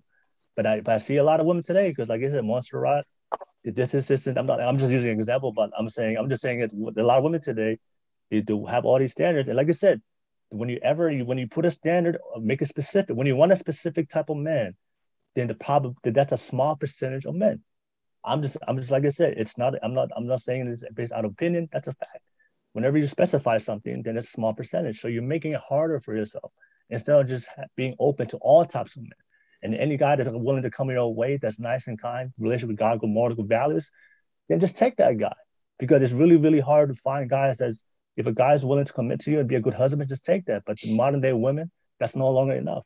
And they waste their 20s and then 30, 35, because right now, for women today in America, from 30 to 45, we have the highest percentage of single women today than any other generation. From 30 to the age of 45, there's a lot of women today who are single because they wasted all their 20s looking for a specific type of guy. And now they're older now. Freaking, like, I spent like the first 6 years of my adulthood life just sleeping around and trying to find like different dudes that could like fulfill my needs. But I thought more of my pussy than my fucking brain. And fucking, you just going around and just like expecting like the high outcomes, but then like not doing anything, you're not gonna get like as respected. I eventually got thrown away. Yeah, because fucking like I expected so much from the dude, and he's like, well, what the fuck? I thought what we wanted was just like casual sex. Well, what the fuck do you more do you want from me and stuff like that? It's like, how come like you expect so much, but then you're not doing shit? So that was kind of like on my end, it's just like fucking like. After all the things I've just gone through, any dude that fucking walked, I was just like, it was so fucking bad. But then like, I was just like, I'll just give him my pussy and then he'll love me forever. It's not how it works. I know. So, fucking works. So so for Monserrat, I would say, like I said, like Monserrat, like I said, I'm like all women out there, pick your choice. Like, I have no issue. Pick your choices, have your preferences. There's nothing wrong with having preferences. But what I would say that what feminists or women will never tell these ladies, they will never tell you that you're making it harder for yourself. So, like I said, you guys are free to have whatever you look for, whatever. If you want a specific type of man, all these things, hey, go for it. But nobody's gonna tell them. Nobody tells them that it's gonna be hard to find those men. There's only a small percent of it, and they go out there and live their whole 20s. And honestly, that's fine. Because I know. Thinking, yeah. No, that's fine. I'll wait, because the thing is, I know my worth. I know my worth. Yeah. And I'm you know your worth, but you know how many women have said that until they hit 30, 35? There are literally millions of women right now, millions. Women are now over the age of 30 who are single and have never been married. And they all said the same thing. I know my worth. I'm just saying, there's a lot of women out there. So I'm just saying. I'm going to be honest with you. I'm 18 years old, and this is very personal. I'm 18 years old, and I'm a virgin. You know how rare that is in my generation? Yeah. You know how rare that is. So that's what I'm saying. And I believe I'm a hardworking woman. I left my house when I was 17. I moved by myself across the country. I was doing 2 jobs. I was also doing school. I know my worth. So that's why I have my standards, and I have dreams and aspirations. And I hope that my future husband also has dreams and aspirations. I hope we build an empire. Who knows? Yeah. What I'm saying. There's a reason, because I know my worth. I'm not going to be giving myself around to guys here and there. Like, personally, no, that's not me, because I know what I want from a man, and that's not going to give me what I want. Then you got to choose wisely. Choose wisely with your dudes. Open your eyes and don't pick the wrong fucker. If you know what you want, you got to choose wisely. Right. And especially with your guys your age, there's no way that a guy your age will be making that money that you want. So that means you have to search for. I have to be. No. The thing is, we also have to be realistic. Like, let's say a guy. Obviously, I'm 18. I mean, a guy my age is not going to be making like $56 an hour. No, but I'm saying equal. As long as he's in school and he has a career, he's like, oh, I want to do this, but I'm in school right now and I'm doing this. That's fine, as long as he's at the same level as I am, and we both know our career goals, and that we both want the same thing when it comes to that. That's fine. He doesn't have to make a whole bunch of money, because right now I'm single, but the thing is, I'm willing to date someone I work and I'm in school. I'm willing to date someone that's a full-time student. Why? Because he's still working on his future. He's working on himself in the future, and that's okay. Right. So but don't you want a guy that's already well off, rather than like just living upon his potential?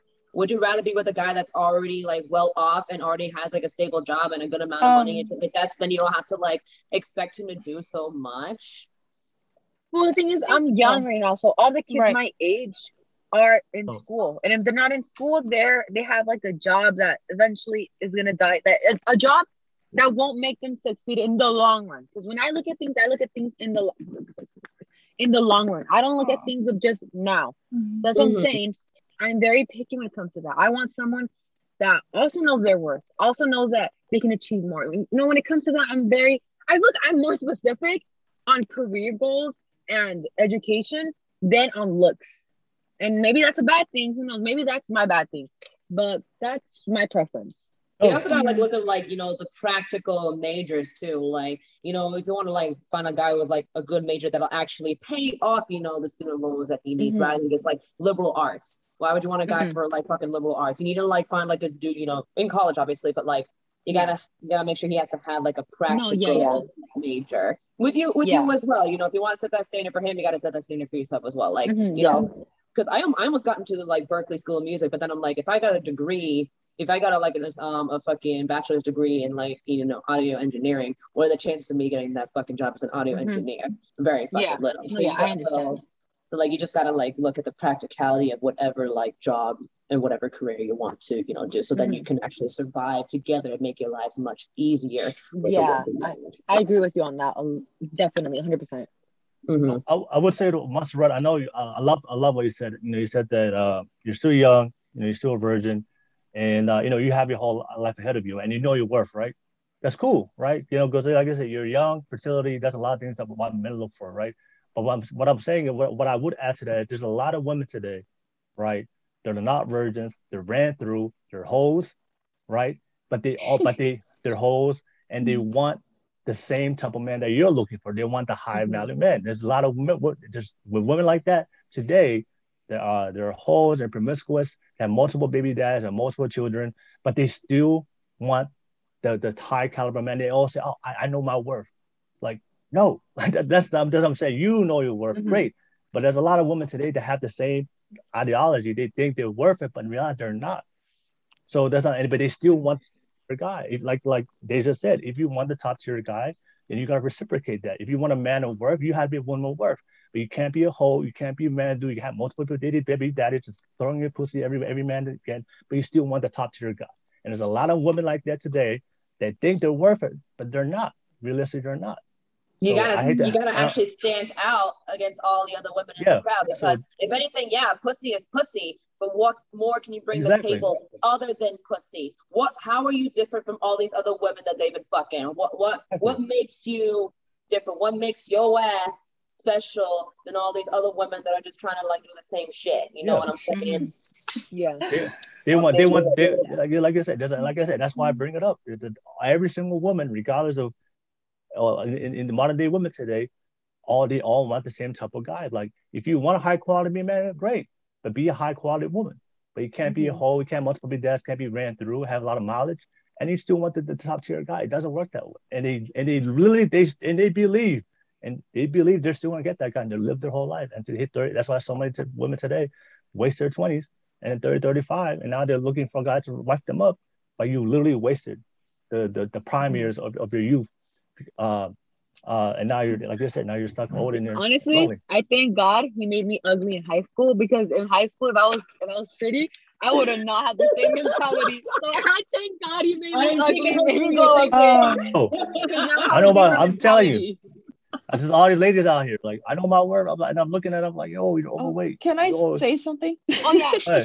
Go ahead. So you know how in the beginning I said that my mom said just, focus on use your head, not your ass, right?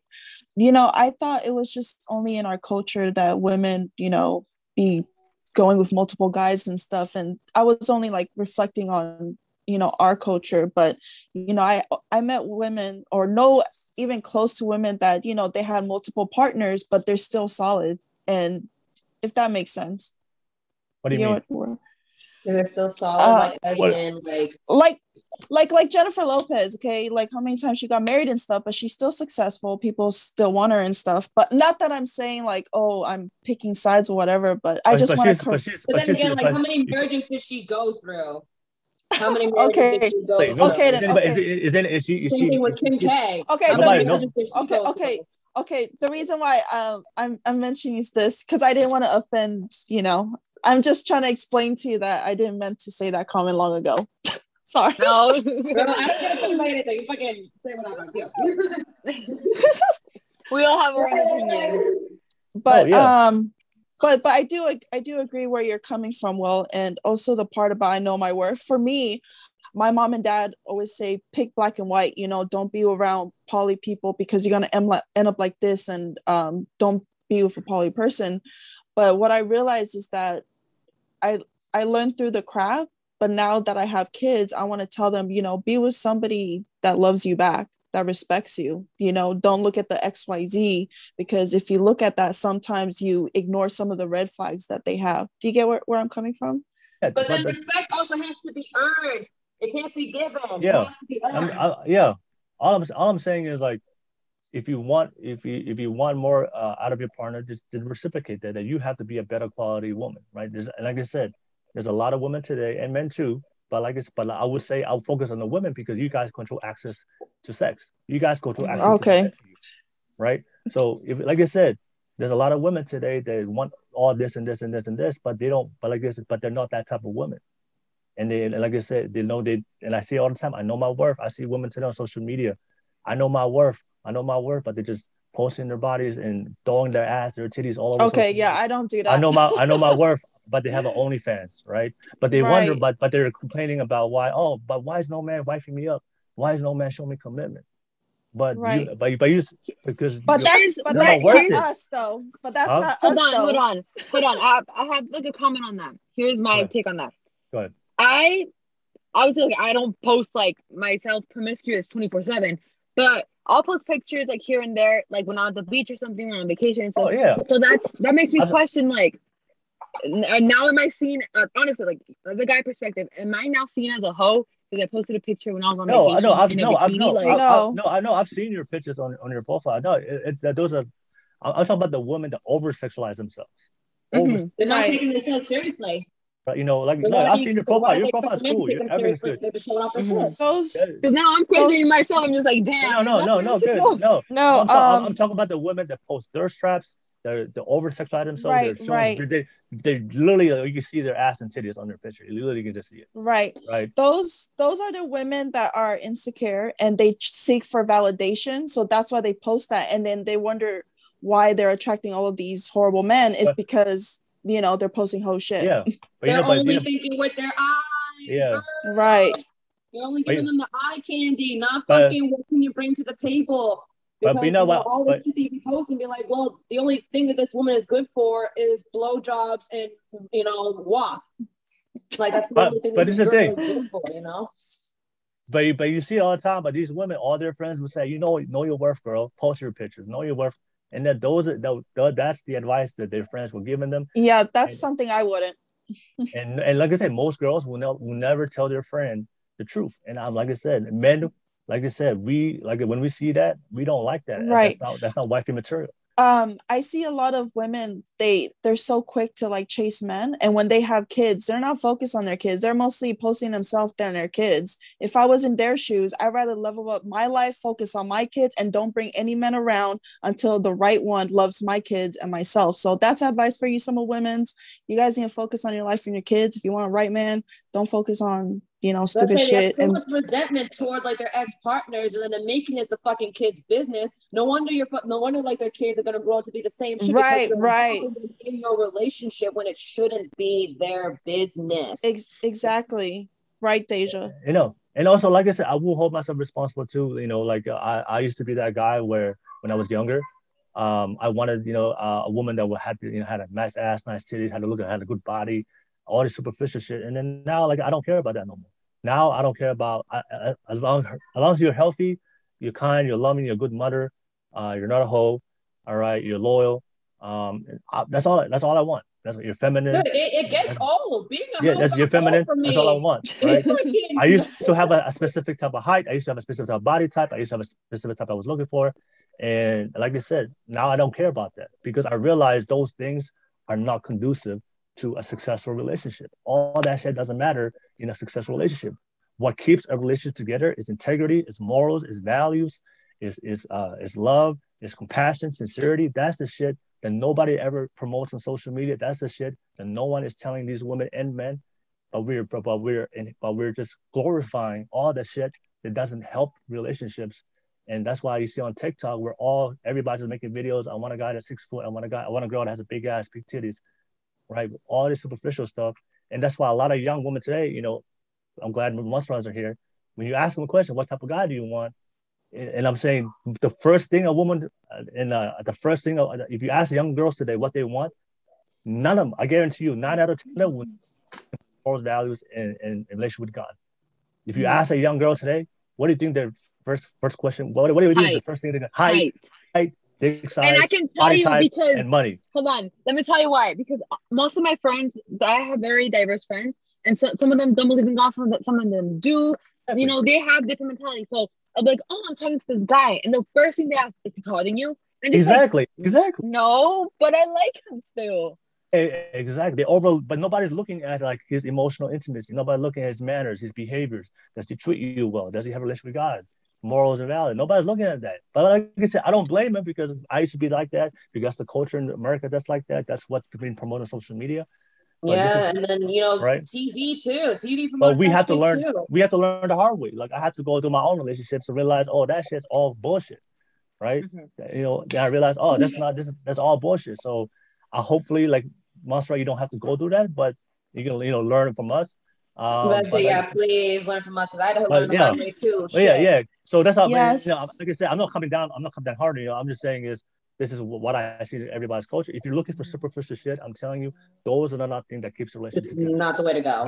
When you find that, there's a reason why there's a quote like this. Don't sometimes we don't find the man we want. We find the man we need, or we don't find the woman we want. We find the woman we need. And sometimes the perfect person for you may not be the person you want, but it's the person you need. Right? They're like, yeah, love can find you, but at the same time, like if you want the love to find you, you got to put in some sort of effort to even get that. So then you can be noticed by the man that you want. So then you can be like standing out against all the other women that are competing for that same motherfucker.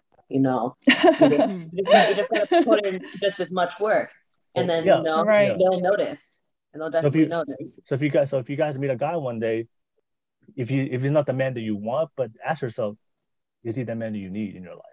And if he may not fulfill all your physical requirements, but if he's everything you need for a good, healthy relationship, then fuck those superficial requirements. Just go with that guy.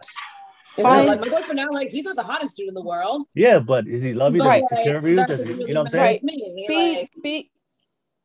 Be with somebody that loves you so much. Yeah. So, that was a good warm up. That was a good conversation. Oh, that was warm up. Yeah, we haven't even gotten into the questions. Oh my god! We dive right into it. So we said conversation. Those were good conversations, ladies. Thank you so much for participating, and that was good dialogue for all you guys. And that was good. We were going back and forth, but you guys didn't back down. I love it. Good. Because we're strong women. I love it. All right. So let's go. Ladies, I'll give you a chance to ask your questions, and I'll start with you. Nanise, what's your question? Oh, I just deleted it. Okay, we'll come back. To you. Do you want to come back to you? Or do you want to come back to you? Yes, please. Okay, we'll come back to you. All right, Monserrat, what's your question? Well, my question was, let's say you're dating the guy and stuff, and then some men tend to like get sexual really quickly, like because it's 2021, and hookup culture is a really big deal. Yeah. So my question is, does a man genuinely like you if he jumps into that quickly, or is that like because that's also like nature, like it's nature because like men, that's their nature. Or should I give them still the benefit of the doubt and keep talking to them and make it clear, like, oh no, I'm not going to get into it so quickly. Give them the benefit of the doubt and keep talking to them, or just back away instantly. Because what I tend to do, instantly I get eked out. I'm just like, no, you're not. You don't have the same morals and values as me. And I walk away, and I'm just like, no. Like my perspective has changed a lot, but that's where I stand right now. So as soon as a man gets like, I don't want to say disrespectful because maybe they don't do it in a disrespectful way, but they just make a comment when it comes to that, and it's not the right time yet, I just back away. I just ghost. I go ghost, and I'm just like, no, you're not the type of guy I want. So is that like my problem, or is that kind of like you should keep doing that? I don't know. So you're saying if a guy is too if he jumps into a relationship too quickly, is what you're saying? Not relationship wise, more like sexually, because guys are nowadays. Hookup culture is such a big deal. Okay. The young adults my age. So if a guy asks for sex too quickly, that's a turn off for you? Is he saying that's a turn off for you? Yeah, because I barely know you. It's been like a month of us dating, and you're asking for that already? Like what? Like I feel like that's too. No, that's like not yet. I would say this from the male perspective. Let's keep it 100, right? We all want sex. That's why we want to date. All right. So, but I would say is if a man is healthy, he would respect your boundaries, right? So if I'm on a date and you ask me directly, hey, do you want sex? I'm not gonna lie. Like, yeah, of course. All right. But if you say no, I'd rather wait. If I really like you, I'll respect that, right? But like I said, him not respecting your boundaries will show you like his intentions, right? So if you say I don't want sex and it dips, then clearly that shows his intention. He just wanted to hit it and quit it, right? If a guy is seeking more than sex, then he will stay around, right? You can't keep chasing that guy that just only wants to hit it and quit it. So because you already know there's two types of guys: the guy just want to have sex with you, and the guy that wants to have a relationship with you, right?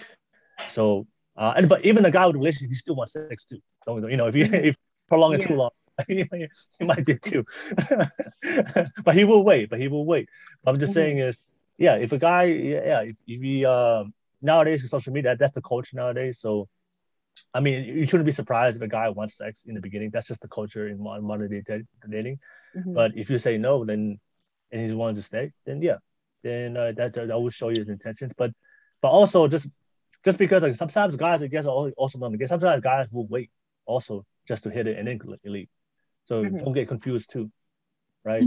But the most important thing is, like I told you guys before, the most important thing is for a lot of women to look surpass the superficial shit, like look more deeper into his morals, his values. Talk to him about his goals, his plans, what he wants. Does he have a plan? What he wants. So these are conversations that women, especially young women, will never have. These are conversations that has to be had.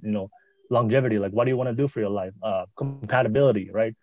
Figure out like what do you guys, if you the interests, goals, things that you guys both are things that align for you. So that way it makes you guys more compatible. So and if he really likes you, he'll stick around, because if a man really likes you, I know for a fact that the sex will come. Because if we build a relationship, the sex will come naturally. So I don't really trip about sex, and most confident men do that. But if a guy just wants sex or he's just too young, then a lot of guys, I guess, especially today, a lot of guys are not being taught how to be masculine men. A lot of guys are very feminine. So a lot of guys are not very confident in their masculinity. So a lot of guys don't know how to handle that type of situation. So when men don't know what to do, they'll just leave. The best thing to do is just leave.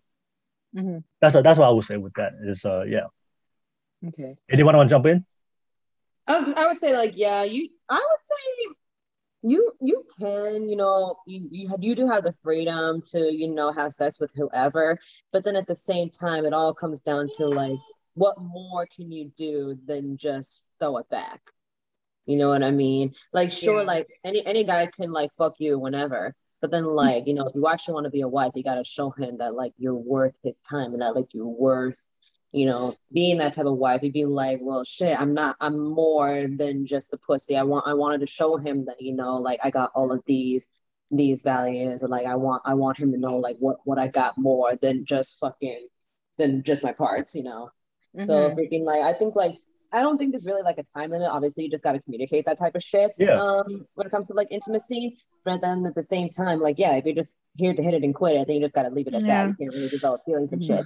But if you're looking for more than that, sure, you can involve the intimacy, but it all comes down to show you like what more can you bring to the table other than bomb puss. And it's the same thing with the dude. Other than his good dick game and his good tongue game, he has to like show what more can he do. Like, does he actually have his own house? Does he have his own like car? Is he well off with his shit? Like, does he know what to do in like certain situations? Is this guy going to protect me? All that type of shit. You gotta think about stuff like that.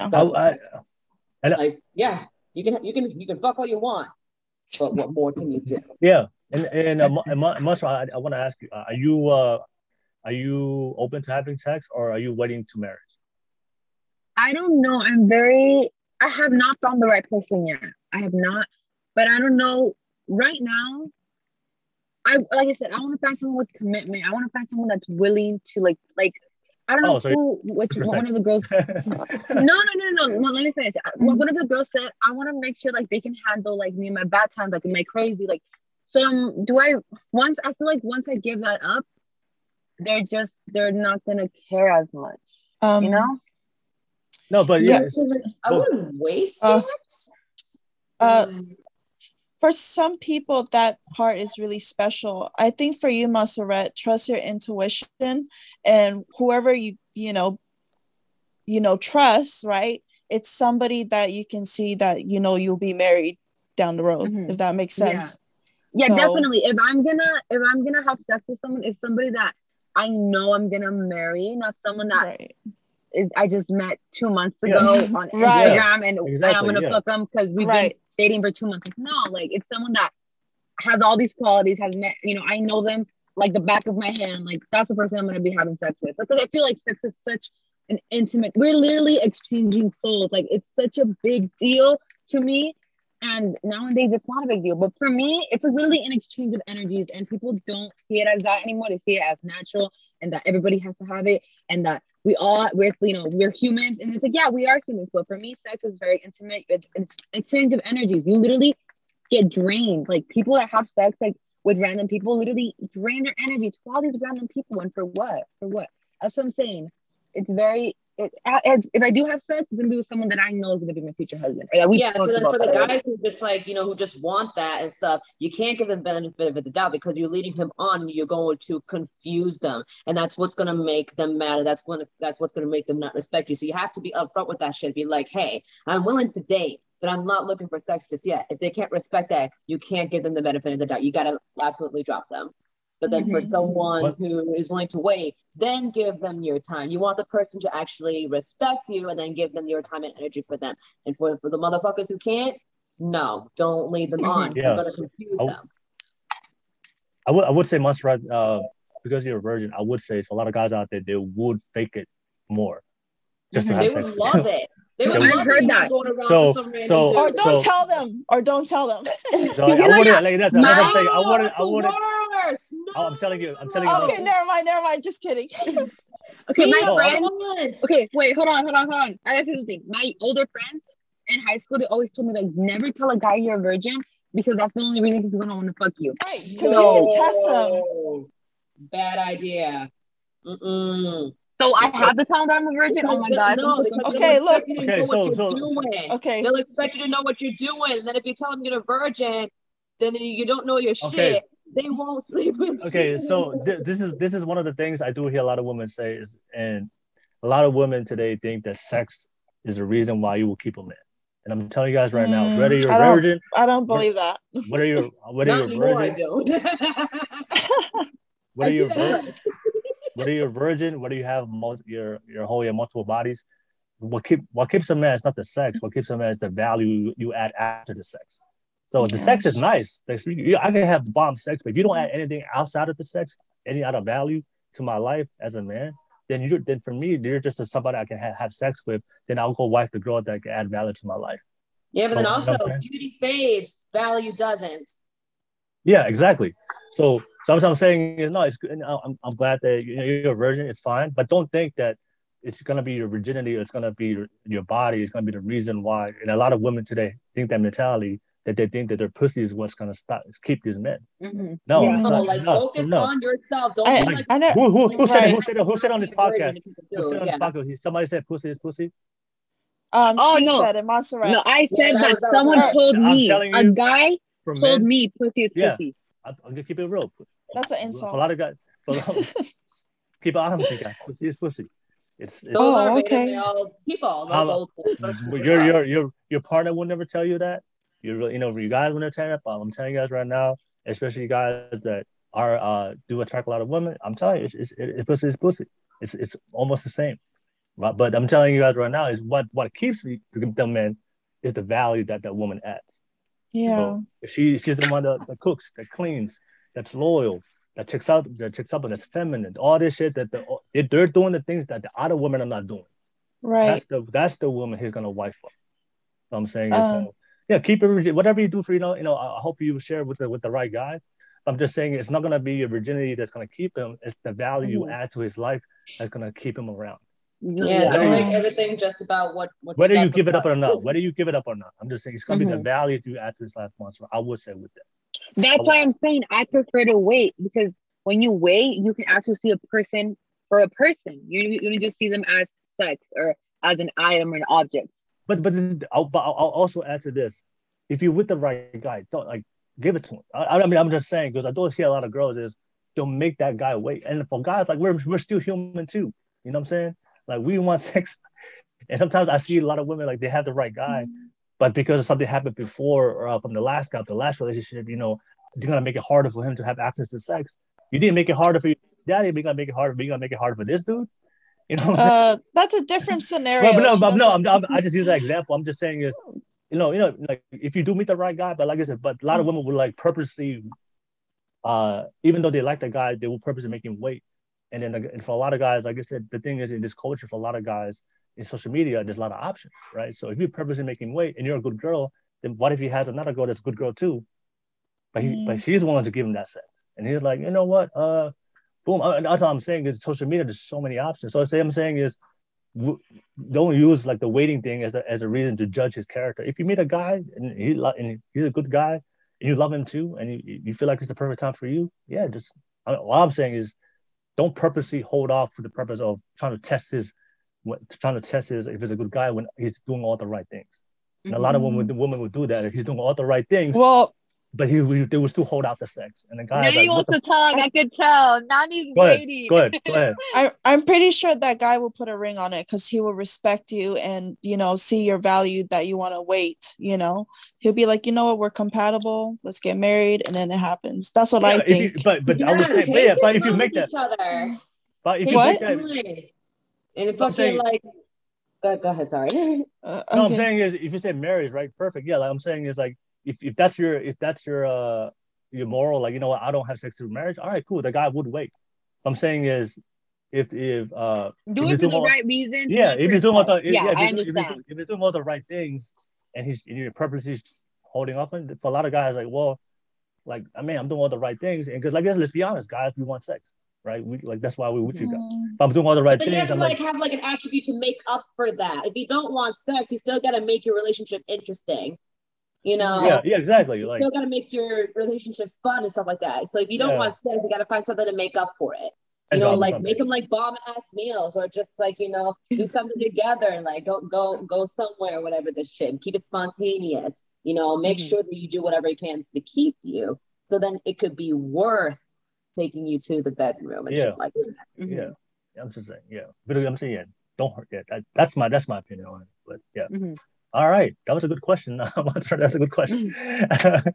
Deja, what's your question, Deja? Bring the heat. Bring the heat. There's one of my questions right here. Why do women prefer to be baby mamas than wives? Oh, I'd rather be Why do women prefer to be baby mamas than wives? I'm not. This is the question for the girls. I don't really have a lot of questions for the guys. Yeah, Will can't talk. I got all the data for that, and I'll go ahead. You guys go ahead, and I'll finish. Yeah, I got the data. Why do women prefer to be baby mamas than wives? I've always, like when I heard Kevin Samuels mention that, I was like a little like, huh? I didn't really think of that. Sure, there are more baby mamas than wives. Why is that? And since, hey, there's a baby mama on here, I want to hear her perspective a little bit. Like, what makes it easier? Well, not really easier, but like I can't really speak on like the single part. Oh wait, what do you mean? Like they'd rather be a single mom or just a baby mama than what? Sorry, can you answer? Wives. Why would you rather be a mother than a wife? A lot of people would prefer to be a mother than a wife. Oh, okay. I never really, for me, it's different, but I'm going to try to understand your question because I do see a lot of women in, relationship with children. They don't really do parts as a wife. They just, have the title of a mom and that's what you mean? Yes. Why do a lot of women think it's easier to just be a mother than to actually like wait till marriage then have a kid? So for me, what I think, because I see that all the time, and that's how I see these baby mamas end up being single because they didn't do the role as they supposed to in a relationship with the baby daddy. And I think it's also the way how they were brought up, like they don't know how to do their own chores, clean and stuff. Everything was handed to them. I actually know somebody personally. I would always tell her, you need to like help out your man. Like he's tired and stressed out. And she's like, no, I take care of the kids and I do this and that. And then one day she ended up being single and then she had to figure out how to do everything financially. And in my mindset, I'm like, you know what? Their relationship could have worked if she worked with him, not just take care of the kids, but also do the part as a spouse. Because for me, I'm so happy that, my spouse, he's a hardworking man. And I will feel like crap if I don't have it held down at the house because, you know what I mean? You got to work all the time. And there's many times, I worked when I was pregnant. I worked graveyard shift. I didn't want to, but I didn't want him. Even though he didn't tell me, but I knew that I wanted to do my part to help out because Nani, I have a question. Yeah. you're with your the father of your kids, right? Yes. Oh, okay. I just wanted to make sure because she kind of like placed the question like, why do baby mamas prefer to be moms over wives? But it's like sometimes like things happen. But the thing is, you're still with he's technically like, I think he's your husband at this point because you guys are together, you guys have kids. But has he not popped the question yet, or you guys are waiting? Because I know some people want to wait till they're older. So it's kind of tough because he's not a citizen, and so long story short, wait, before that story. Oh, we don't have to get into that story. All right, go ahead. Tell your story. So for me, it was just kind of tough because I was always sheltered. But long story short, my parents always say, hey, look for a man that has a degree. Don't be with a Tongan man, this and that, blah, blah, blah. But I always realized we didn't connect because I come from a Tongan family. I'm family oriented. And the person that I was with was very sexist and very authoritative, and the type that everything was handed to him. So he kind of like looked down from the background that I came from. But anyways, I kind of felt like God was giving me a sign when things didn't end well. But anyways, when I first got with my baby daddy, I know with him, he talked to other girls and, been in different relationships, but I know that he did not commit because most of them were like hoes. They were, all those kind of stuff. But then with me, he liked that I was different, that I was smart, and, I work hard. And I wasn't the type that expect the man to pay things for me. But anyways, so when I found out I was pregnant, probably like a year, almost like 2 years, like a year and a half, I didn't want to be like most polys where they get married because they have babies, because I look at that, special, like marriage is sacred and stuff. But it was just really tough because I wasn't only looking at, we're in love, but I also look at like how different our families are, because a lot of them bullied me because I was different. I'm light skinned and they say I'm not Tongan enough. And, it's just a lot of stuff. And then, so that's the answer to that question. You're in the very minority of that stuff. At least you're allowing your spouse and the father of your children to be there and stuff like that. Because not a lot of women like want their kids to see their father, but then like still expect them to be like, well, you still got to pay child support, you got to do this. I'm like, then how come you're not giving them the opportunity to build a relationship? And like, why would you rather have to be in separate houses? Why can't you just, be back together and put your relationship aside? Because, once a child is born, your needs are out the fucking window. So like, why not focus on like your own needs first, then your spouse's needs, and then add the children to it? That was like another, that was another part of my question, just be like, why rush so quickly? And then like, once that baby comes in, you're just like, well, fuck. We got to work together for this shit, but yet we don't like each other. What are we supposed to do? What I mean? It's like you won't be able to escape from each other. You just be stuck. Mm-hmm. And that's where like a lot of women, like nowadays, especially being baby mamas, like they're just stuck with this resentment toward the father of their kids. It's just be like, why did you decide to do it? That means like you can't escape from him. You can't. But then with you, it's just like I said, extremely minority to like you guys are still in good terms and stuff like that, right?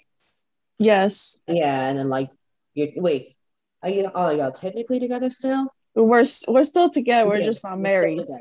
Yeah. They're boyfriend and girlfriend, right? That's what I know. Yes. You boyfriend and girlfriend live together, but he's not your husband by law just yet. Okay. I'm gonna say, if you want to marry, he could have been naturalized. My mom. It's a long story to that. He's been here for 10 years.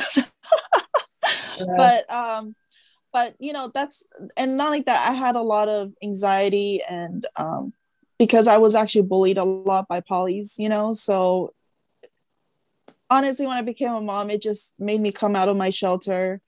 And but hey, it takes one significant event to wake the fuck up. Yeah. And my role reversal, it took me that long to freaking finally realize that like a lot of I have way more respect for men and shit like that. And also seeing how my parents,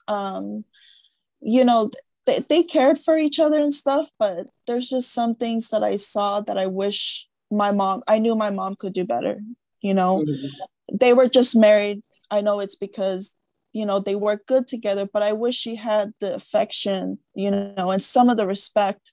Like I felt like every time she talked to my dad, she was talking to a wall, you know, like little things like that matters, you know. So I realized growing up, when it comes to like, you know, seriousness in relationship or marriage and stuff, it's not like hurry up type of thing, you know. And I remember talking to Will about this. Will was saying that in our culture, most people just married just to marry. And I'm like, you know, that is so true, because that's how I thought the same thing when it came to marriage. And a majority of the people got married because they got kids, right?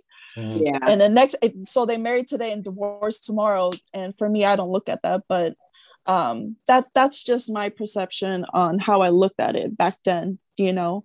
But yeah. Okay. And all and right. I never shared that I have anxiety and all that stuff. It's okay. I mean, you're upfront about it, you're honest about it. Shit, I'm just taking it in, because I want to actually hear from like that type of perspective. You know, rather than like just like, you know, just listening to whatever shit I see on TV. I want to actually like hear Yeah. All right.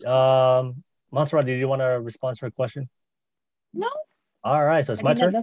Yeah, it's your turn. Go. No, so I know Deja's question. Your question was like, why do a lot of women today choose to be single moms and then choose then wives, right? Yes. Yeah. So I think one of the major problems starts with the household. I don't know if you guys see it. A majority of the girls who are single moms, a majority of them come from single mom families. Like they were raised by single mom. So a lot of times when you remove the man out of the household, the masculine figure, a lot of women, what a man does to a child is gives them that stability, that they don't have to look for that love anywhere else because they have that love at home. If you don't have that masculine figure in the house to feel secure, to feel loved, then of course a lot of girls out there will go out there be more sexually active, and that's why a lot of them have sex early, and then that's why a lot of them get pregnant early. Especially, and of course, you want to use the culture today. We live in a culture today where they're pushing women to have sex with no repercussions, right? Have sex, be free with your body, and so a lot of women today having sex early, and then when you have sex early, you have tendency to get pregnant, all right?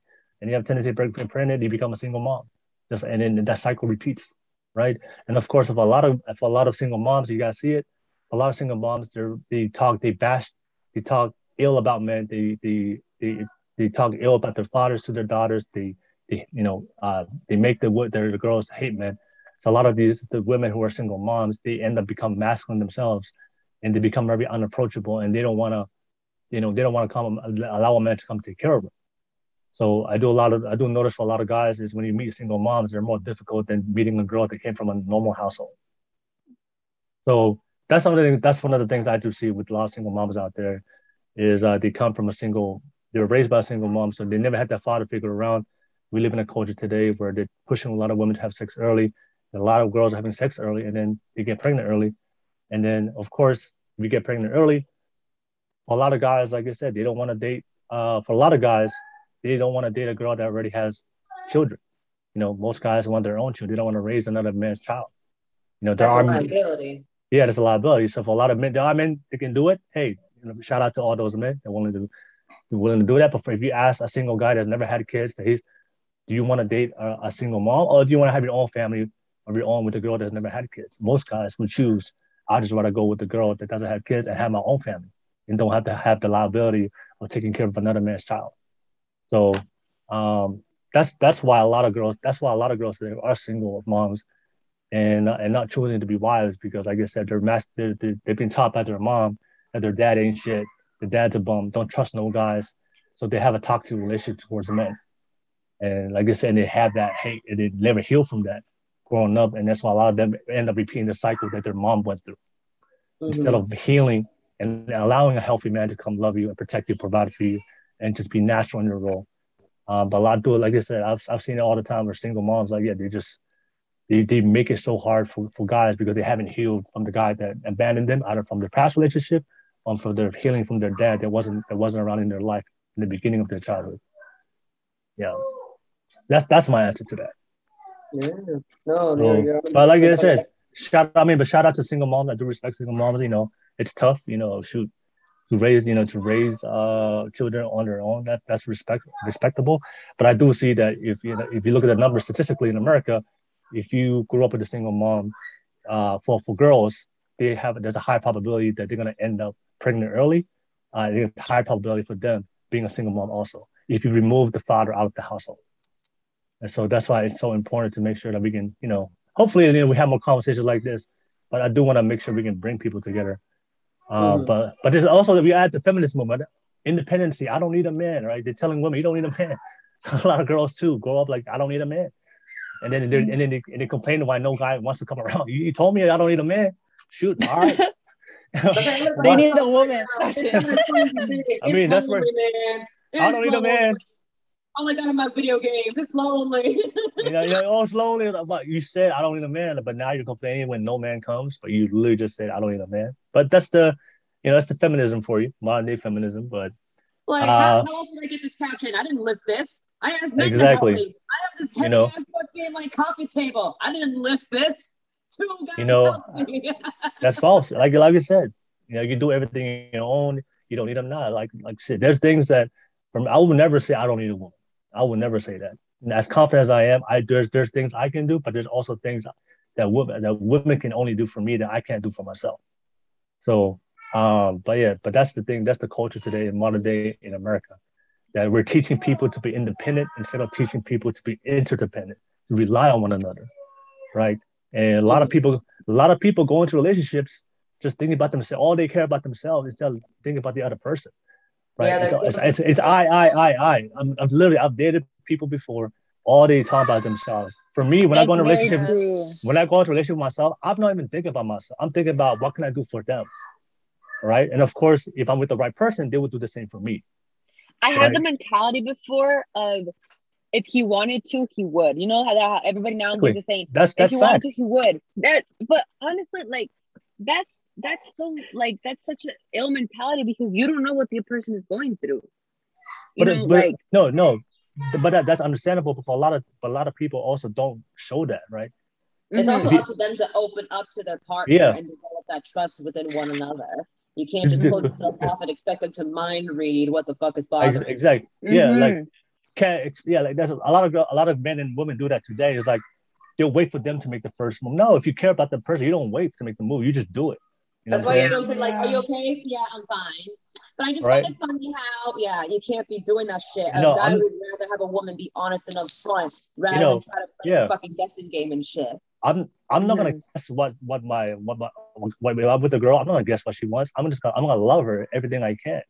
And then if she reciprocates it, great. If she doesn't reciprocate, that lets me know that this is not what the one for me. But I'm not gonna, like I said, I'm gonna not wait for her to show me kindness for me to be kind. I'm not gonna wait for her to be vulnerable for me to be vulnerable. If I know that's something I'm supposed to do as a man, because I know that's what she needs as a woman, I will do that without her asking. And then, but the key is reciprocation. If they're the right person with you, they're reciprocating. Like I said, if he would do it, he would do it already, right? If he doesn't do it, that shows you his intention. You just keep him moving and find and attract a better person. But that's my take on that. So.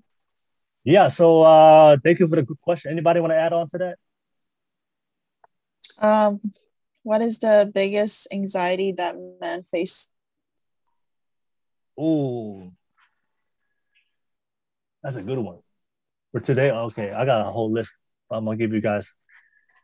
In relationships or what they look for in women is that your question? Basically, what's their common anxiety? Like for us women, I think for us is being cheated on. Okay. I think what I would say is, I guess one of the top things that men find repulsive from women today, and why a lot of men are not going to committed relationships, but there's one, if we want to keep it real, men do not like promiscuous women who are hoes. We don't like that, right? Men. But today, that's the culture today. They promote that. So one of the biggest fears every guy has is raising a kid that's not theirs, paternity. That is one of our biggest fears.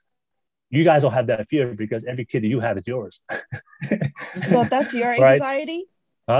Uh, that's my no. That's one of my anxieties in a relationship is finding out that if my girl has or my wife has a kid and my baby's not mine, that will literally probably like crush me.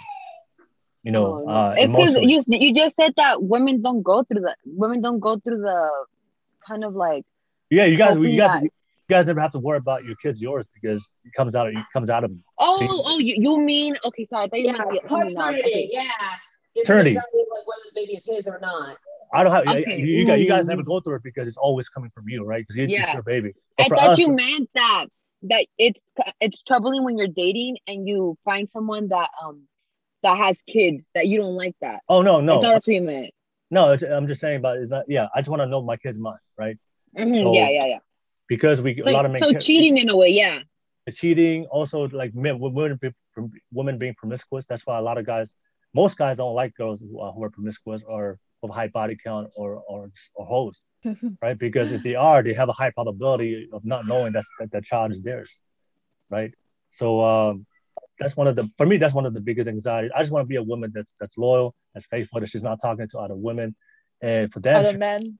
Oh, I'm sorry. Shit, it's bisexual, like but it's bisexual. Hey, you don't know. People are bisexual. I think they talk to both. But yeah, I just wanna make sure that that's my biggest fear is like raising a kid that's not mine. Because I know guys that they raise their kid and they found out later that's not theirs. Oh my goodness. Right, so that's my big, yeah, that's my big that's if you talk about anxiety, that's my biggest fear is just being with a woman and my kid's not mine. My other question is, what do you think men can do more or should do in relationship to make it more solid, let's say? Be better men. How? I would say. Work on your masculinity, work on yourself, work on your confidence, be ambitious, career, right. Everything, moral, like just become a better version of yourself, but be more masculine, be a more more intertwined with your masculinity. Okay. So do you think that even though men and women are different, but do you think they are equal? No, women and men are not equal. Why? No. Huh? Why do you think that? Let me ask you, do you think we're equal? Do we have to biologically we're not? Just look at the biology. Yes, biologically we're not, but I do believe we are equal. In what sense? Yeah. In what sense? Tell me something that we're equal. Value. Value. So we're when it equal. when it comes to respect, value, and treating each other with courtesy, that's important.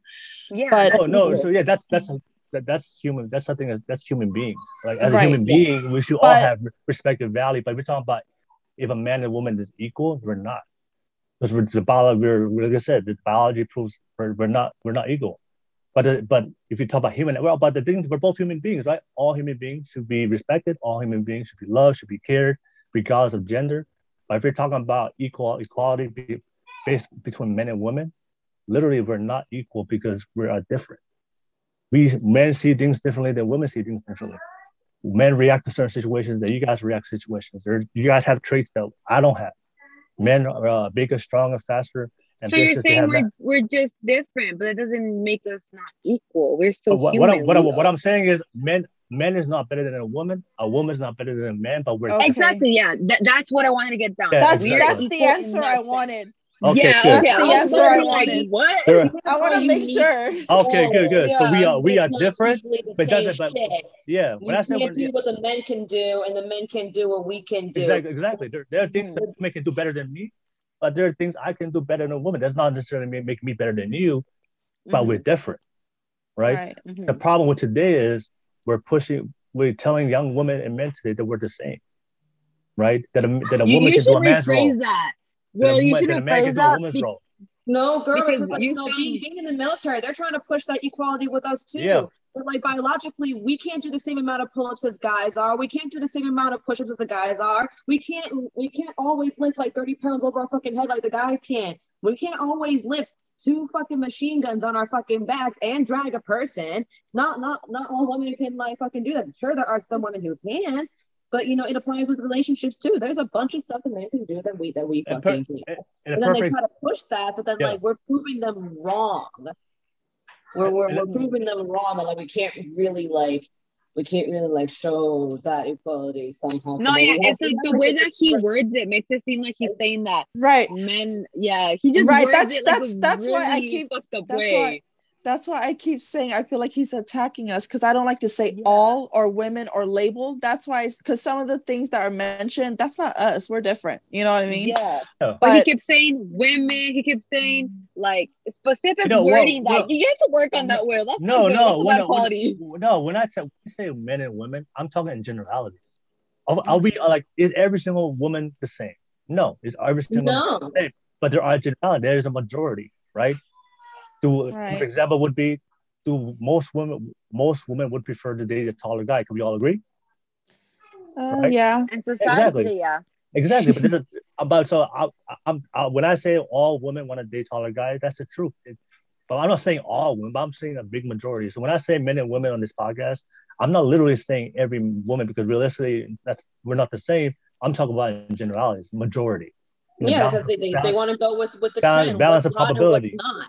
They want to go with the trend. They don't like focus on like their specific shits that they want. They just like want to go with the flow, want to go with whatever the fuck everyone's been like portraying around the world. Like, oh, this is who you should be with. This is who you should fuck with. Instead of just like taking the time to think like, okay, who do I deserve?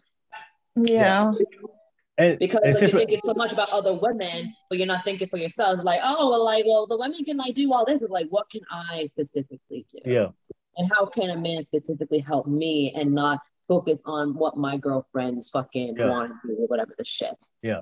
You can't really put yourself last when you're like trying to like you can speak up for women at the same but then at the same time like you can show your own like strength without having to like vouch for other women. You can like stand up for like your own woman.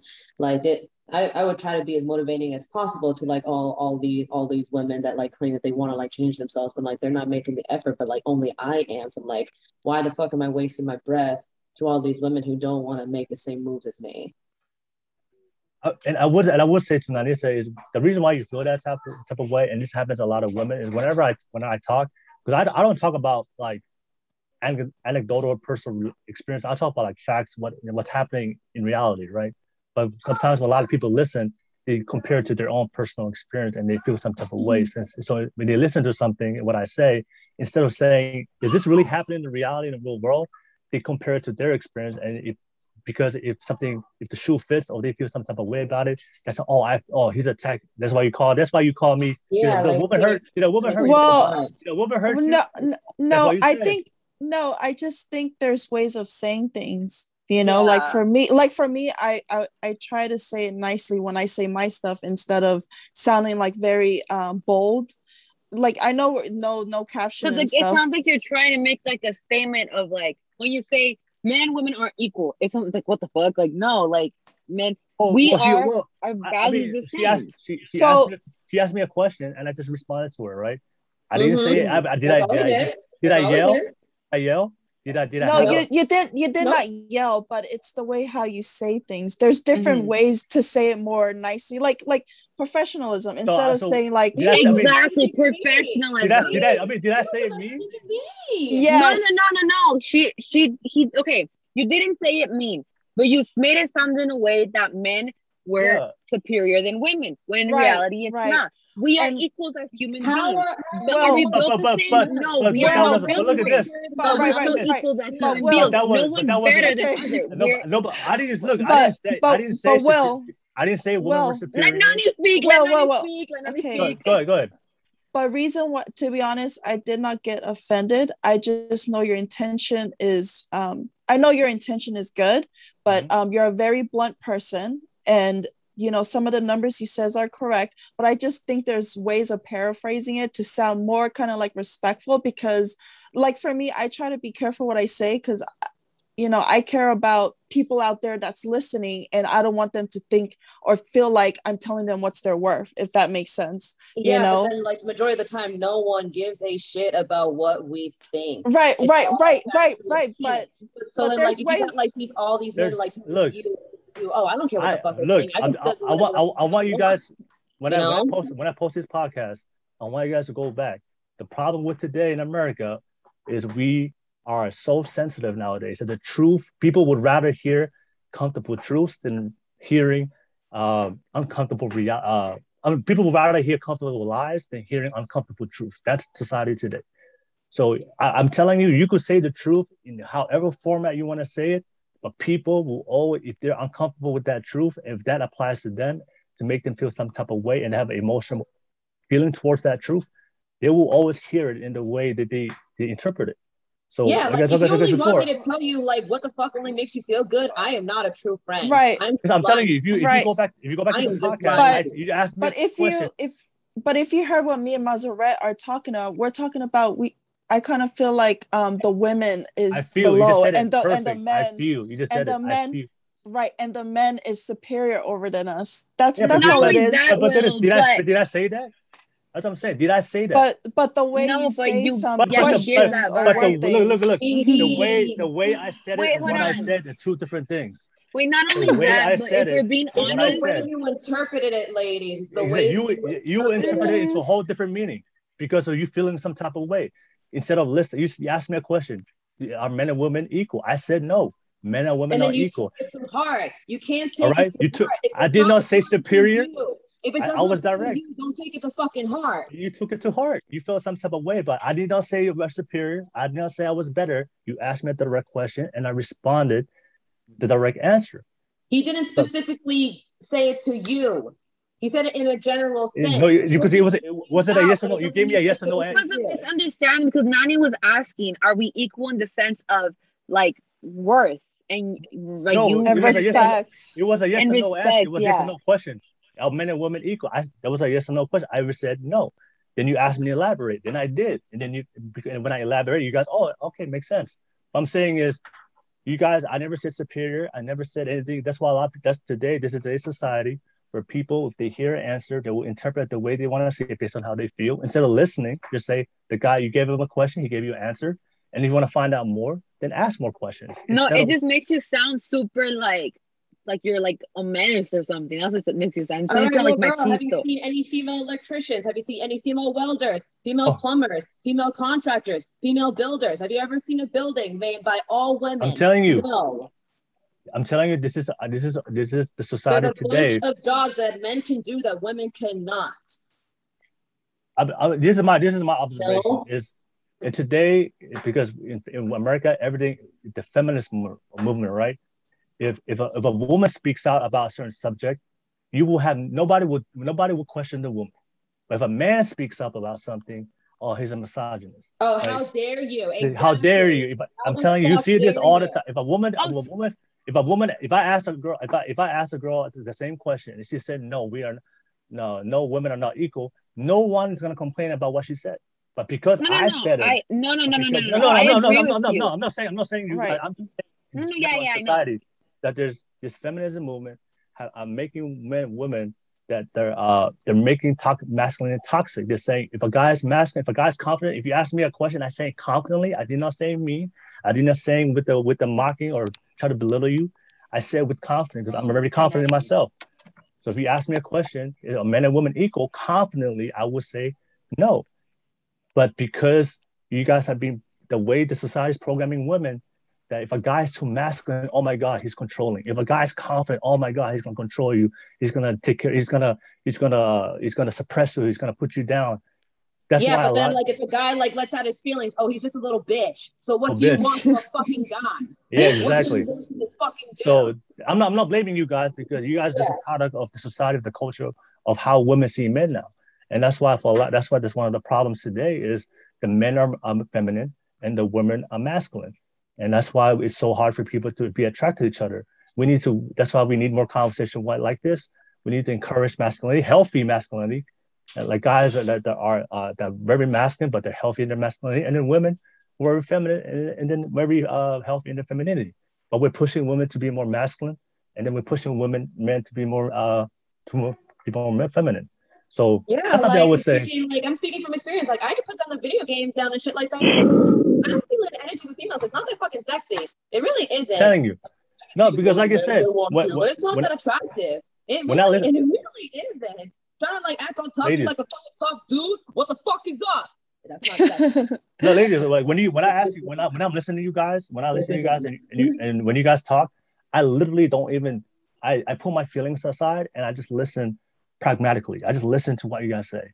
And if something I disagree with, I would ask more questions to try to understand you. I never lead from my emotions, right? But so I do a lot of times, a lot of people today so sensitive. That's why we have cancel culture. If one person says one thing, oh my God, they will cancel that person. Just one thing, right? I've been canceled twice. I've been canceled twice on TikTok. And that's the side of today. If I'm telling you, I've seen people who answer that same question and post on social media, and men and women equal, then all the women will come bash that guy because he gave a response. Right. Oh so, yeah. No, there are a lot of girls that were like fucking like give me so much shit because I advocate for the dude. Yeah. I'm like, you're doing it against the women? Oh my God. Yeah. I hate because you want to know why? Hold on. Can I give you my take on this? Go ahead. It's like, for example, I'm gonna give you an example. Maybe you understand it. For example, race. People are racist. Well, racist to white people, but let's be honest. There's no such thing as being racist to a white person because they've never been through oppression. Like, you can't be racist, but white people have never been through oppression. They've never been through what other minorities in this country or Black people have. Same thing with women. Like, when you compare the man and the woman, a man has not been through the amount of shit a woman has been through in American history. Let's be honest. That's why you have to be very careful with your words. That's my take on that. So see right there. White people. So Monserrat, you just said that men haven't gone through a lot of shit that women have. Do you know? Compared in history, women couldn't vote, women couldn't go to, have a job. Women were given this role in American history. It's like women have compared to men, women didn't have the same rights. You like it or not?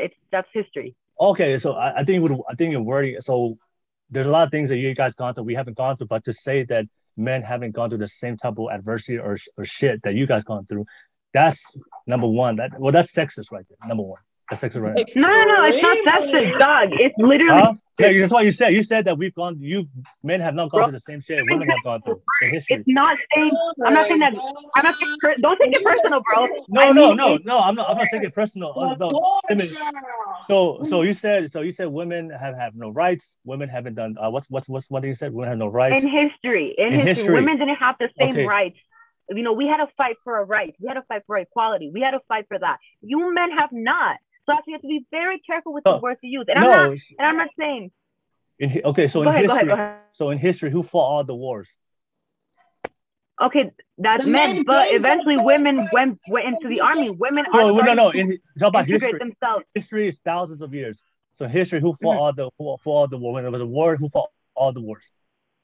Okay, men, but that's because women didn't have that right. Okay. No, women didn't. Women can't fight the wars. All right, who built all the cities? Who built all the There's a lot of shit. That's because because sadly, men have this mentality that women and men aren't equal, and that women aren't supposed to be doing that. When in reality, women can. No. Oh, girl, can you do an infantry job?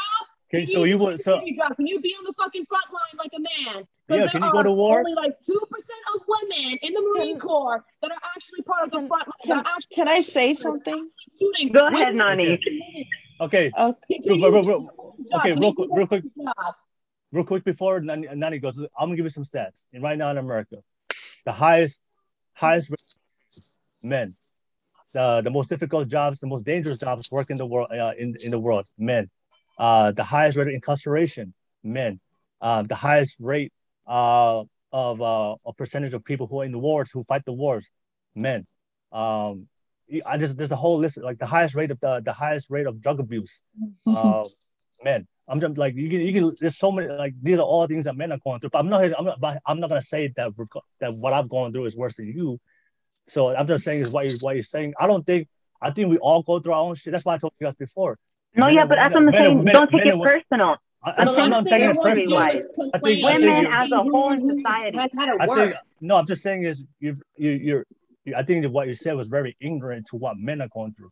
I will never say that what I go through is more than what a woman goes through. I think we all go through our own challenges because we're different. But we'll never say like what you said, like what you said was very ignorant. Same thing. You said women and men aren't equal. You said it the wrong way. What I'm saying is that women as a whole, history, if we're looking at history, you guys didn't have to fight for your rights. We did. That's why you have to be very careful with the words you choose.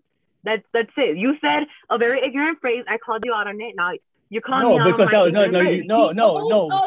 no, because it's factual. Up your rights. I said something that's factual. You said men and women equal. They're not.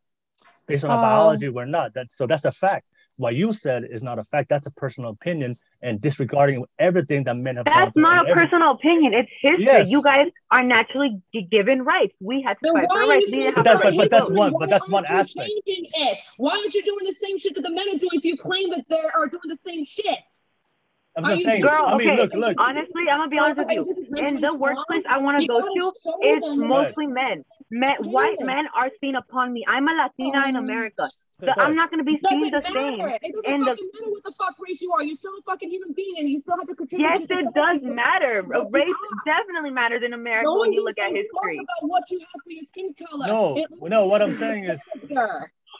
I'm fucking dead. And what you bring to society. No one gives a fuck about what sex you are. No one gives a fuck about what race you are. As long as you contribute to society, then that's all that matters the most. No, it matters because you're looked at differently. No, this is literally okay. What I'm okay. Oh my God. I do my fucking job. Oh my gosh. What I'm saying. It's like, I'm sorry. No. I hate looking at shit like that. I'm not looking at race as an excuse. I'm not looking at sex as an excuse for nothing. I'm not letting my disability as an excuse for nothing either. I'm still doing my job. No. It's not an excuse. It's saying that you're looked at different in a corporate place. I'm just saying. It's not an excuse. I'm still going to go for it, and I'm not going to let that stop me. But I'm saying, you're saying, if you think men and women can do the same thing, why aren't you there? I'm like, I'm getting myself out there. Most people huh? I'm sorry. I feel like I caused a fight. No, it's good. We're just having a discussion. What you're saying is like, you're focusing on one thing, Monserrat. You said, okay, did women didn't have rights? Of course, they didn't have rights. All right. But of course, like I said, but did you have to fight the wars? Did you have to fight the wars back in the day when the men, the young boys had to go and die early? You guys just stay home. You guys were left. You guys never had to fight the shit that men do. But I'm not here to compete to say that what we're going through is better is harder than you. We all have our trials and tribulations. That's life. That's life. But I'm saying is what you said right now is very sexist, and what you said is very ignorant to what other people are going through. You're pretty much what you're saying is my shit is worse than yours. When there's a lot of people out there. I did not say that. You said women have had. You're making your own. What did you say? What did you say? No, what did you say? Repeat what you said. My goodness, why are we? You said we signed up for this. You said that my shoulders are hurting right now. You said that men have you said that women have had it the worst than men in history. That's what you said. In society, yes, that's literally false. Okay. That's false and ignorant. I'm just telling you. That's not a fact. Oh, fucking dead. Okay. Both men.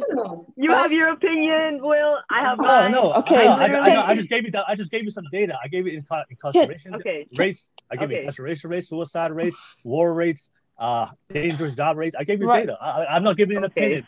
You didn't give me any data. You just gave me one aspect with strikes. If you give me some more data, then we can make it.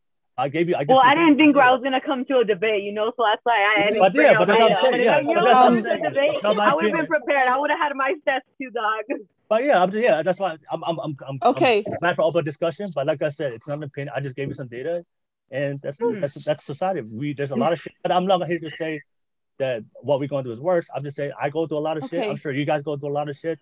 But I will never say that my struggle is worse than yours. I think that's very ignorant for everybody out there going through shit. Okay, I wasn't saying my personal struggle. I just meant, But you said women. Okay. You said women. Okay, can I say something? It's true. Can I say something? Are not going to affect you. Why worry about other women if they're not going to help you in any way? It's all good. Why pay attention to what all the other women need when you should focus on yourself? I'm telling you, and mind your business, this clip's gonna go viral. This clip's gonna go viral. Yeah, this is a society. This is a say society something? thing. And honestly, okay. Go ahead, Guys, Nani, pobrecita. You know, it's crazy. I'm so patient, and I like that. Anyways, I know you're so patient. Props to you. I know. So, okay.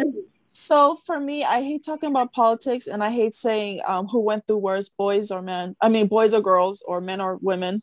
But you know, I kind of see from both perspective how you guys, you know, think that way, and I just think the topic escalated like somewhere differently from the question when I asked. Are you listening? Go ahead. Yeah. Oh, sorry.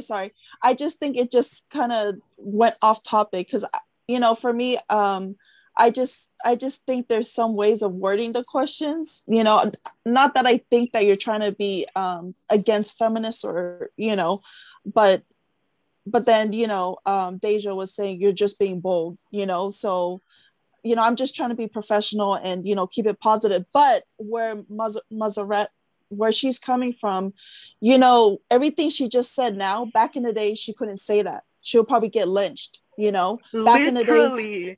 Right. So that's why I think she says that's why women goes through worse, because back in the days we were treated like dogs. We were servants to men, and we couldn't buy our own house, do all of those stuff. But I just think it's kind of irrelevant to talk about it now because, you know, it has improved a lot. And Will, you are right. You know, some women, they can say like that man did that and they'll believe us. But if you men say it, they're going to be like, oh, he's a bad person because he's a guy. So I get where you're coming from.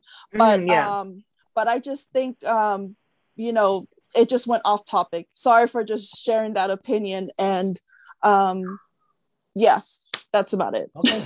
No, right. There are different ways to like word it, but at the same time, like, you know, not a lot of people can sugarcoat everything. So you got to expect people to give you that harsh reality. You know, that's what I'm saying. Like it hit me in the face numerous times. See, I feel like that's the big difference between my generation and your guys' generation.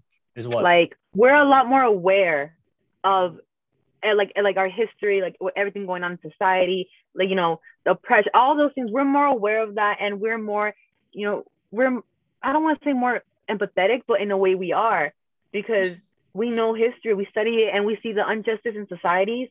And I feel like that's the difference between my generation and your guys' generation. Like you might think, oh no, we have to be blunt and honest. Like, yeah, it's going to be blunt and honest. Just, you know, be careful with your words. I'm not saying you have to be like, oh, well, you know what? Like, no, you don't have to be like that either. Just be respectful and say it in a certain way, because the way you said it sounded differently. But, you know, I understand what you're trying to say.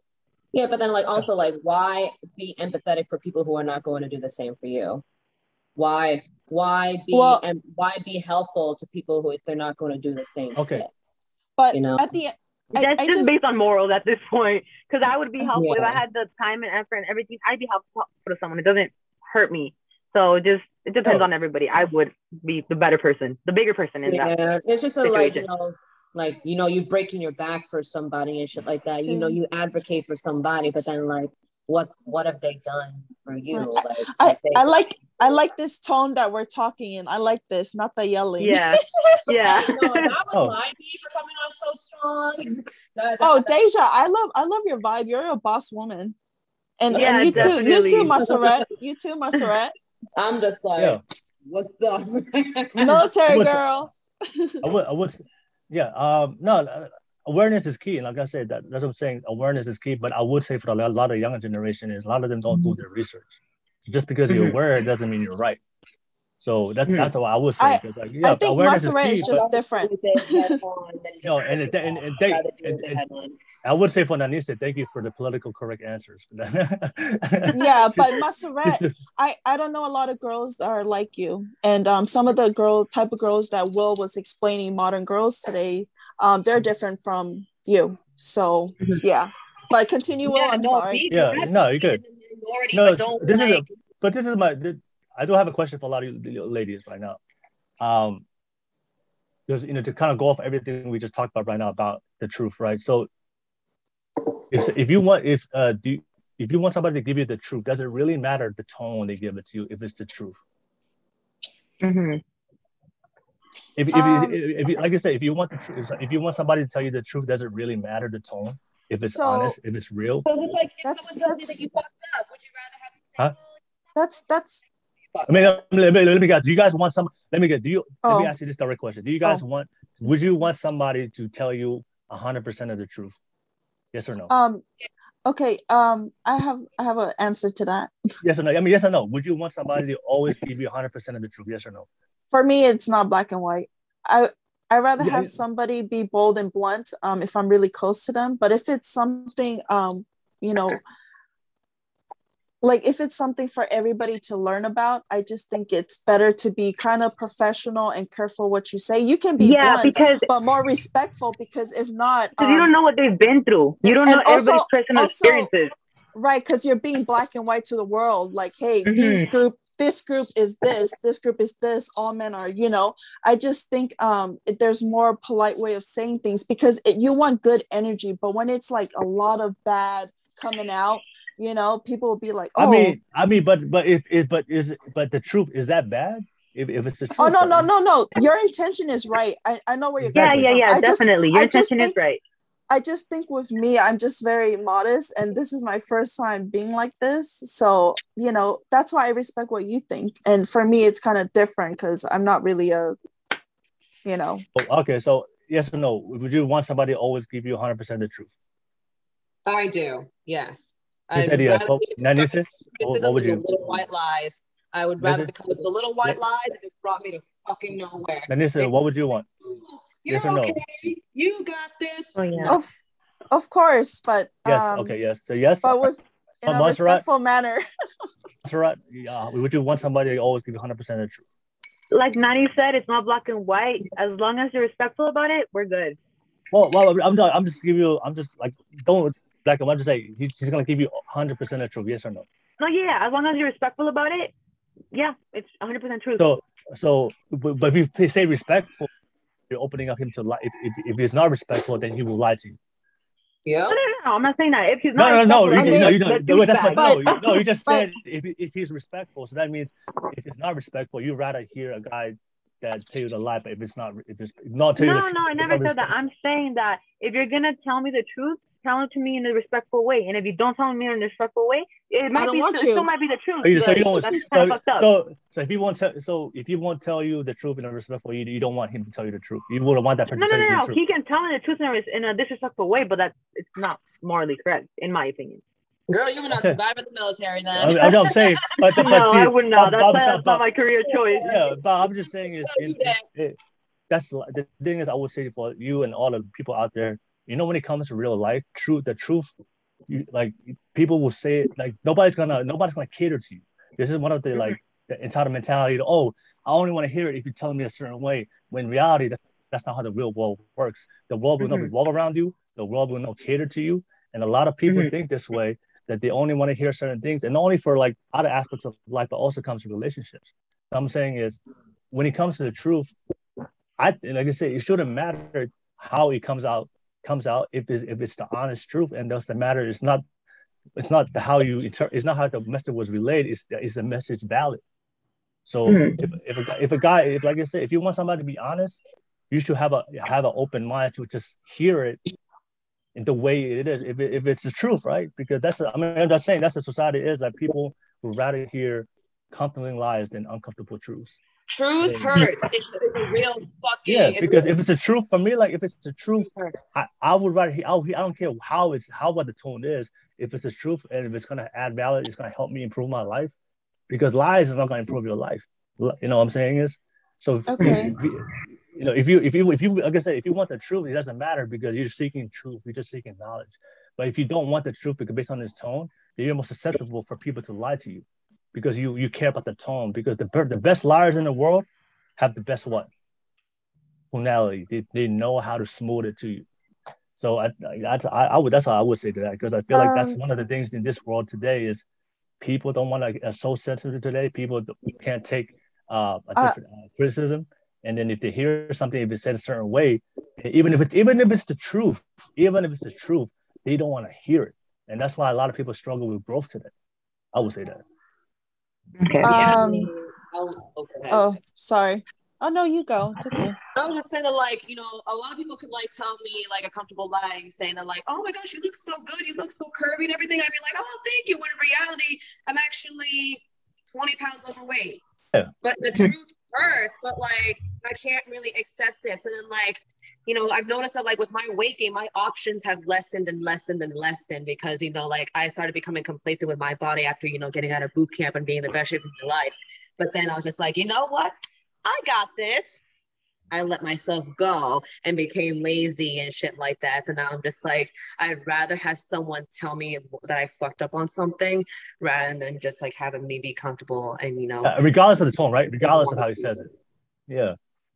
Because like you still have like the insecurities in yourself, but then you want other people to like tell you otherwise, but then you don't tell yourself. Right. You know?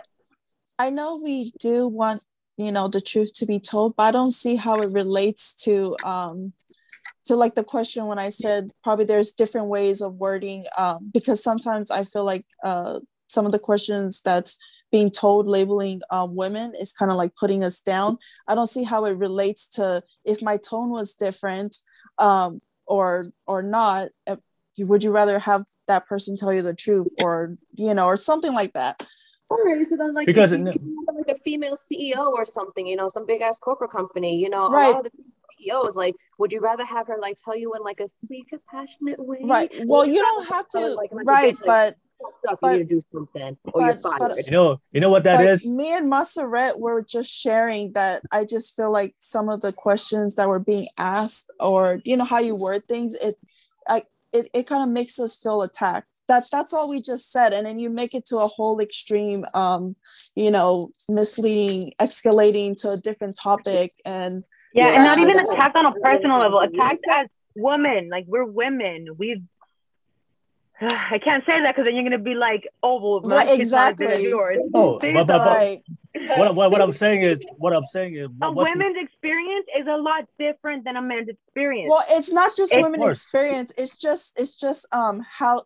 It's just the way how questions are being asked. It doesn't have to be professional, but it's the way how you word it. I'm not trying to say that, you know, I'm not trying to say that, I lost my train of thought, but I just feel like you know what? You're trying so hard to be politically correct right now. No, right there.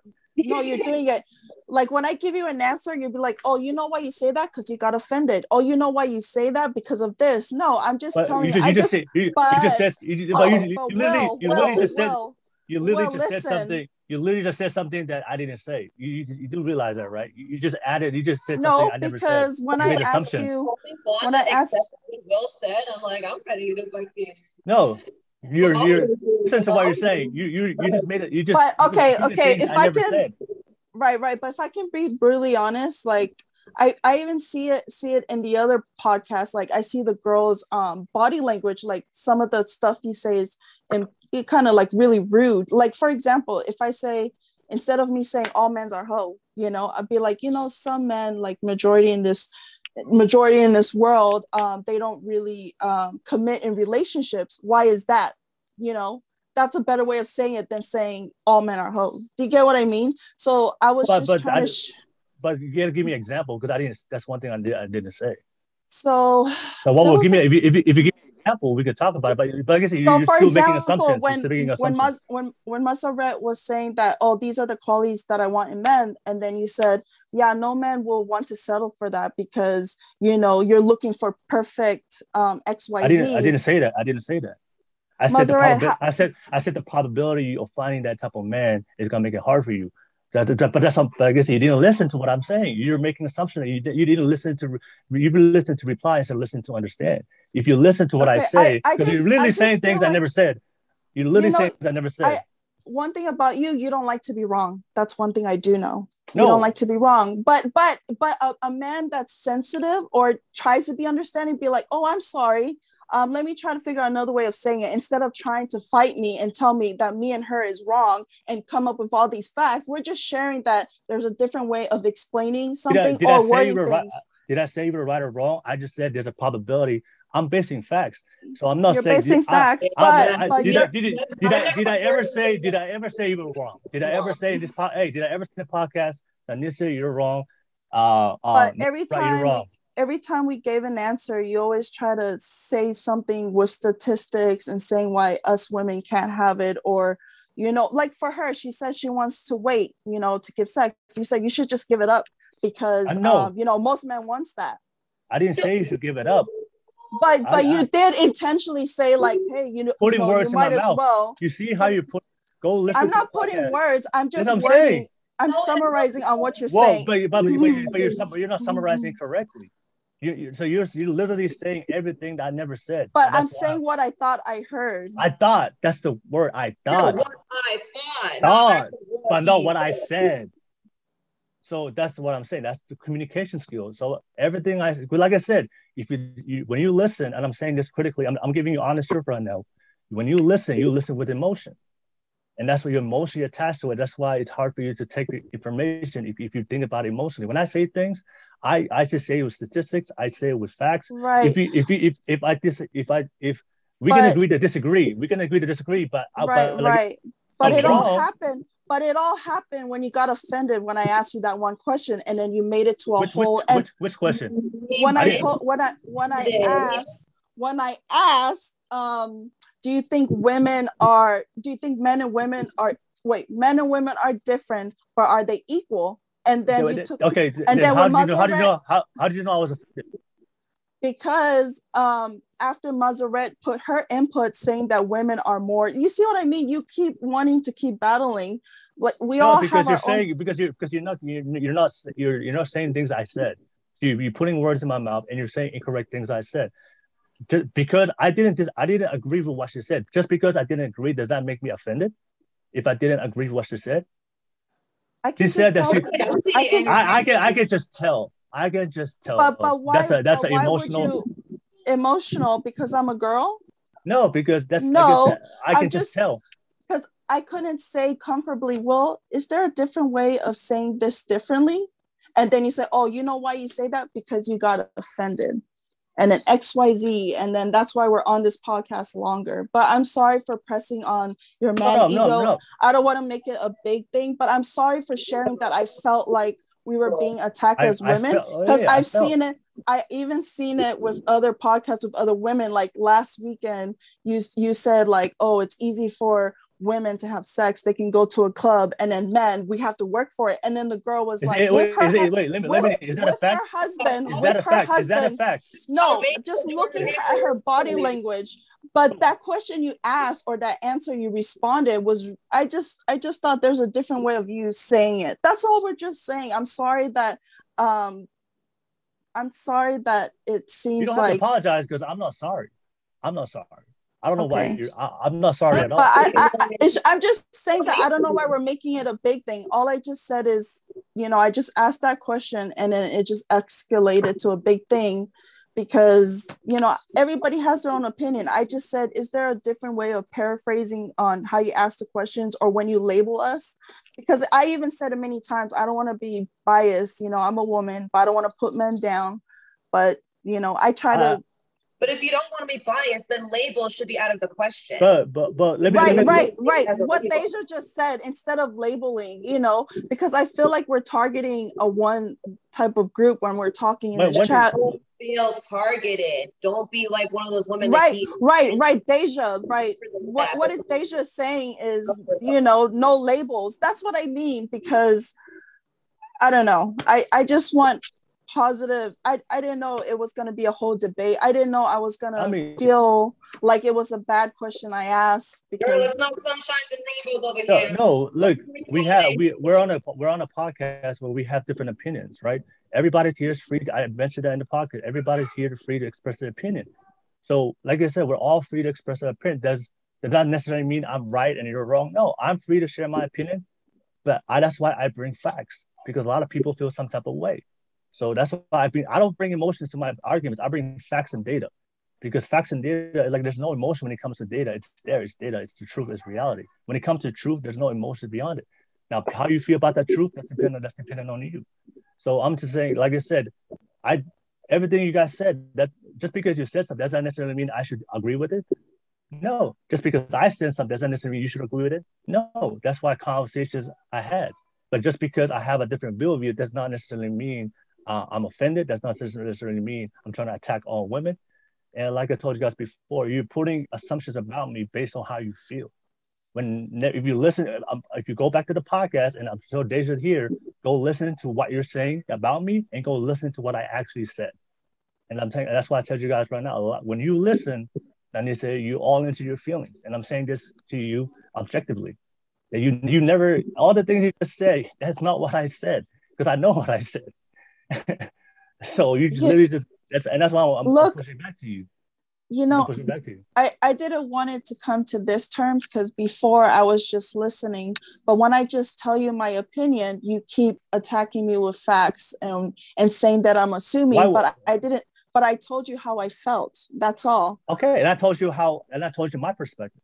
Right, but I felt like you did get offended, because when I asked that one question, and then Monserrat had a different opinion, and then it just keep being a long type of thing, you know. No, we just disagreed on that. Does that mean I'm offended? No. Well, I know, but then I asked you again, you know, about how I felt, and then you said, you know, why you're saying that is because, you know, you're offended. That's what you told me, and then that's how I told you. I felt like you were offended when I couldn't. I never said that you were offended. I never said that. Hold on. I never said that you were offended. Okay, but let's But like it. I don't want to make it a long thing. No. Sorry. It's all good. No, I'm sorry. I don't think it's.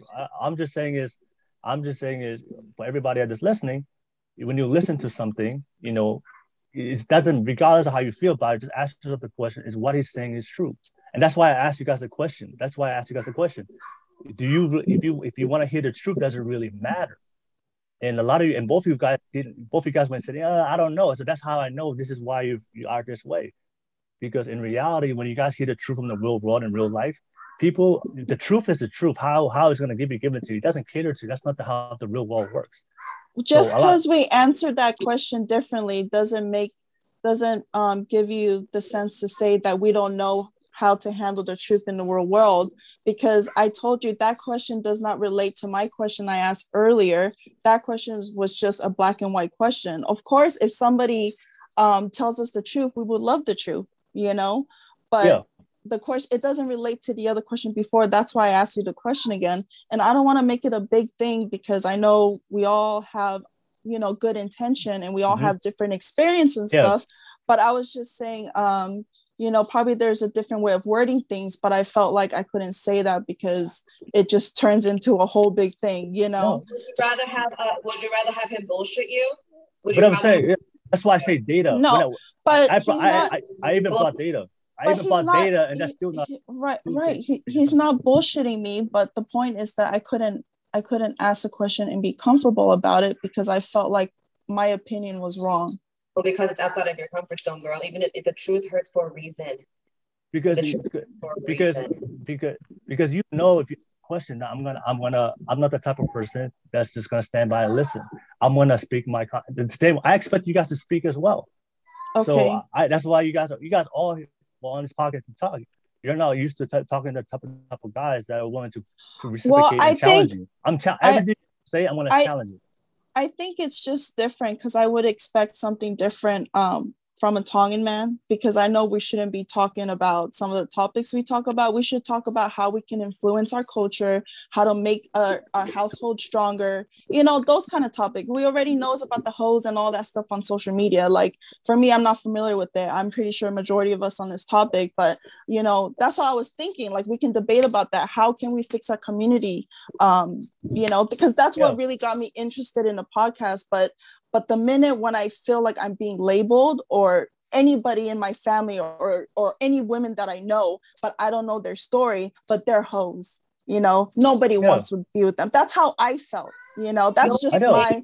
Really get along with that type of stuff is that if you allow your mind to be open to accept the man's opinion and not just push it away. Right. Pushing his away and you not know what? accepting that truth, and that is how Deja, you know what? That's my fault, because I think before I thought the podcast was to uplift us, but I feel like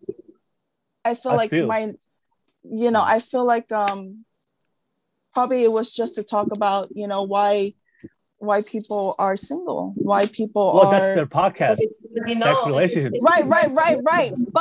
But we add so much of, you know, about irrelevant stuff. Like, I think we should talk about how we should improve each other and all that, because that's what I thought, you know, when I saw the polyscope. But I just feel like they have to learn the labeling in order to improve on themselves. They have to learn to accept that truth first, whether it's good or bad. Yeah. Whether it's good or bad, and they have to find that will to find their fuck ups, have integrity, have accountability, right, have self-reliance, and discipline yourself to better yourself. But if you can't accept the truth about yourself, then you're not going to move forward. You're going to stay stagnant, and you're going to move fucking backwards, and nothing is going to help. But if you open and accept that truth, then it'll be much easier to be like, okay, what the fuck do I need to do to better myself so that life can be much easier? You would have to accept the truth that way. But if you're going defensive and because you are being defensive right now, I would say that.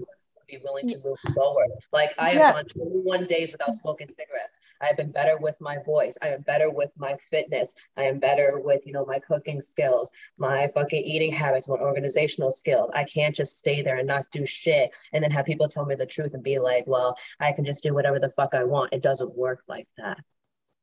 Mm-hmm. It doesn't work. Right.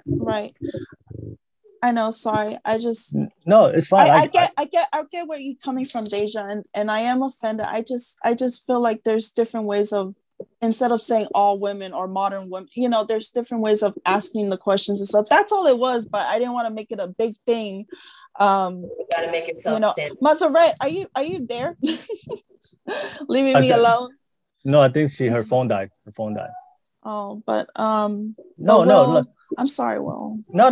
Like I said, you're free to open your talk and speak your truth. The one thing I would say is, if you notice in this conversation, I have never said it when you guys are all talking. I have never told you guys you need to talk this way. You need to talk in this tone. I never put that limitation on you because I want you to speak your truth, because I understand that we're all different.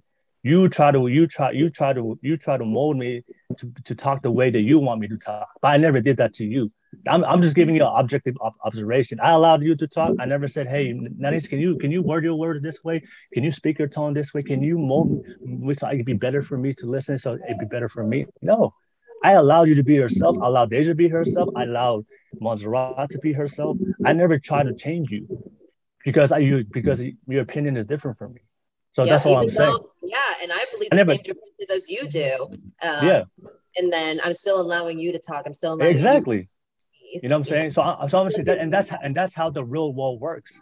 The real world, how it works, you're gonna meet people that they're gonna talk differently than you. You're gonna meet people that have a different tone than you.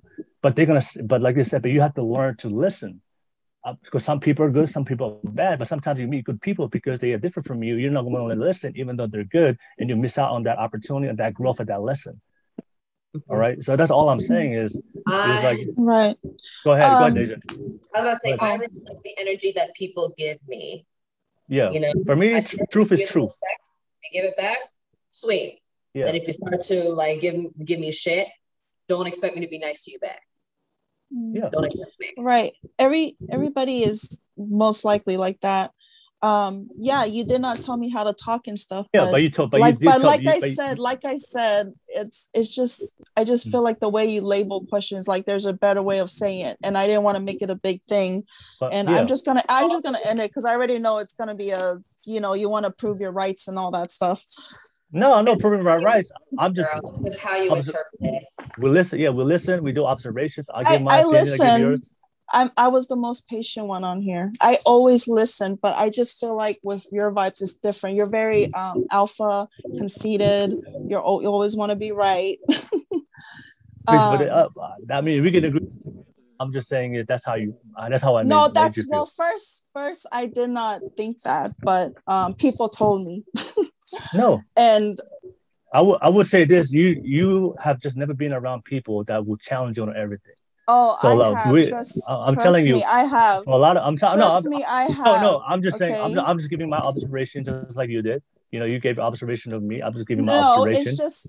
No, I'm just giving you my observation. If a lot of people say that you're this, you most likely are. And I know I'm not the only one that thinks the way I think on this podcast, because I can see the other women's body structure. And I'm sorry for, sharing that I think there's different way of wording things, but it's going to be a whole long conversation about this. That's fine. But yeah, I'm just saying is that for a lot of women is like when you challenge them and they don't like to be challenged, then the first reaction that's because regardless of what I said, it could be truthful or not. Like he's alpha, he's toxic, he's controlling. He's alpha. I'm just giving you what I think. You gave me what you think. You don't have to listen to this. I listen to what you have to say. I'm just basing it. There's a lot of women today, they can't handle a guy challenging them. And like I said, when a man challenges a woman in today's American modern day society, then you guys can't handle it. And it doesn't matter if he says the truth. So I'm telling you guys right now, if you listen to everything I said, everything I say comes with facts, everything comes with data. I don't say things with emotion. You guys had a chance to say something, I responded back. But never once I try to change your tone. I never once asked you guys to change how you talk things. I allowed you guys to speak openly and expressively. And like I said, and I did the same thing. But you guys were trying to do that to me. So I'm not gonna allow, like I say, I'm not gonna allow that you guys to tell me how I'm gonna say certain things. And at the same way, I never tell that to none of you guys. Oh yeah, he didn't pay me or pay me to talk the same way as him. This is my thinking. He didn't pay me to think this way. This is my thinking. That's good. But like I said, it's good conversation. It's good conversation. You really think so? I feel like I caused something. No, I never. Like I said, I don't have no emotions on this conversation because I understand we all come from different experiences. Okay. I have no emotion. I don't feel some type of way, and I'm not going to judge you a different type of way. So you may judge me. You said you see me a different light, but hey, that's you. But for me, I don't see you in a different light. I still see you the same way. But you just said that I don't know the world. What'd you say? You said you don't see me in a different light, but then but then you said that I don't know the world much. Well, I know you don't know how the real world doesn't work that way. That's what I said. I said that if you expect people to cater to how they talk to you based on how you like them to talk to you, that's not the real world works. You can't fool everybody. I know that. Yeah. I come from a tough family, and and then when you get on a public podcast like this, where we all come with different things, you can't expect that either. That's all I'm saying. He doesn't tell us what to do on his show. Shit. I don't tell you guys not to do. Okay. I'm sorry. Okay, I just thought it was different because you're a Tongan guy, and you word things differently, but you're just different, and it's nothing wrong with that. If I just had if I had heads up like how it was gonna be, then I would have just shut my mouth so it won't be like a whole long conversation about it. You know what I mean? But I will never expect you to. I want you to speak, and we all have an opportunity to speak. When did I say to shut your mouth? When did I say not to speak? I never said that. Oh, being upfront with your shit. No. That's where it comes where you're different because you're a nice person when we talked before, and I thought it would be different on the podcast, but I guess you're a blunt person. It's okay for you to what I think it's the labeling and all that. Let's not have a long conversation about it. We're all cool. Okay. Good. We're like I said, we are talking about topics that we disagree about, but that's all this is. So we can have our personal conversations off camera, me and you. But this is a podcast where we talk about certain subjects where we all see things differently. So exactly, even though we don't agree, I'm not going to look at you as a different person. I'm not going to look at you right. I'm fine with all of that. I just think that I kind of felt like we were attacked as women. That's what it is overall. Like that's why I said wording questions or paraphrasing some sentences. But what I think from your perspective, you're saying no, you're just gonna just let it all out, say it how you want to, No, I'm look, it's very specific on what I say, and if you like I say, when I post this podcast, go back to listen to it. Everything I say is very specific. Everything I say, I use data, and like I said, but like I said, if you just listen to it and just take the emotion out of it, I'm telling you, you guys will start seeing things, and that's all I have to say. Think about all of the numbers. It really is. For me, I just speak on a realistic view. I don't speak fairy tales. I don't speak smoke screens and bullshit. I speak reality. That's why I speak. And for a lot of people, can't handle that. And I'm not saying you. I'm just saying generality. There's a lot of people out there that can't handle the truth, even if you tell them the truth. This is a sensitive world. This is a cancel cultural world.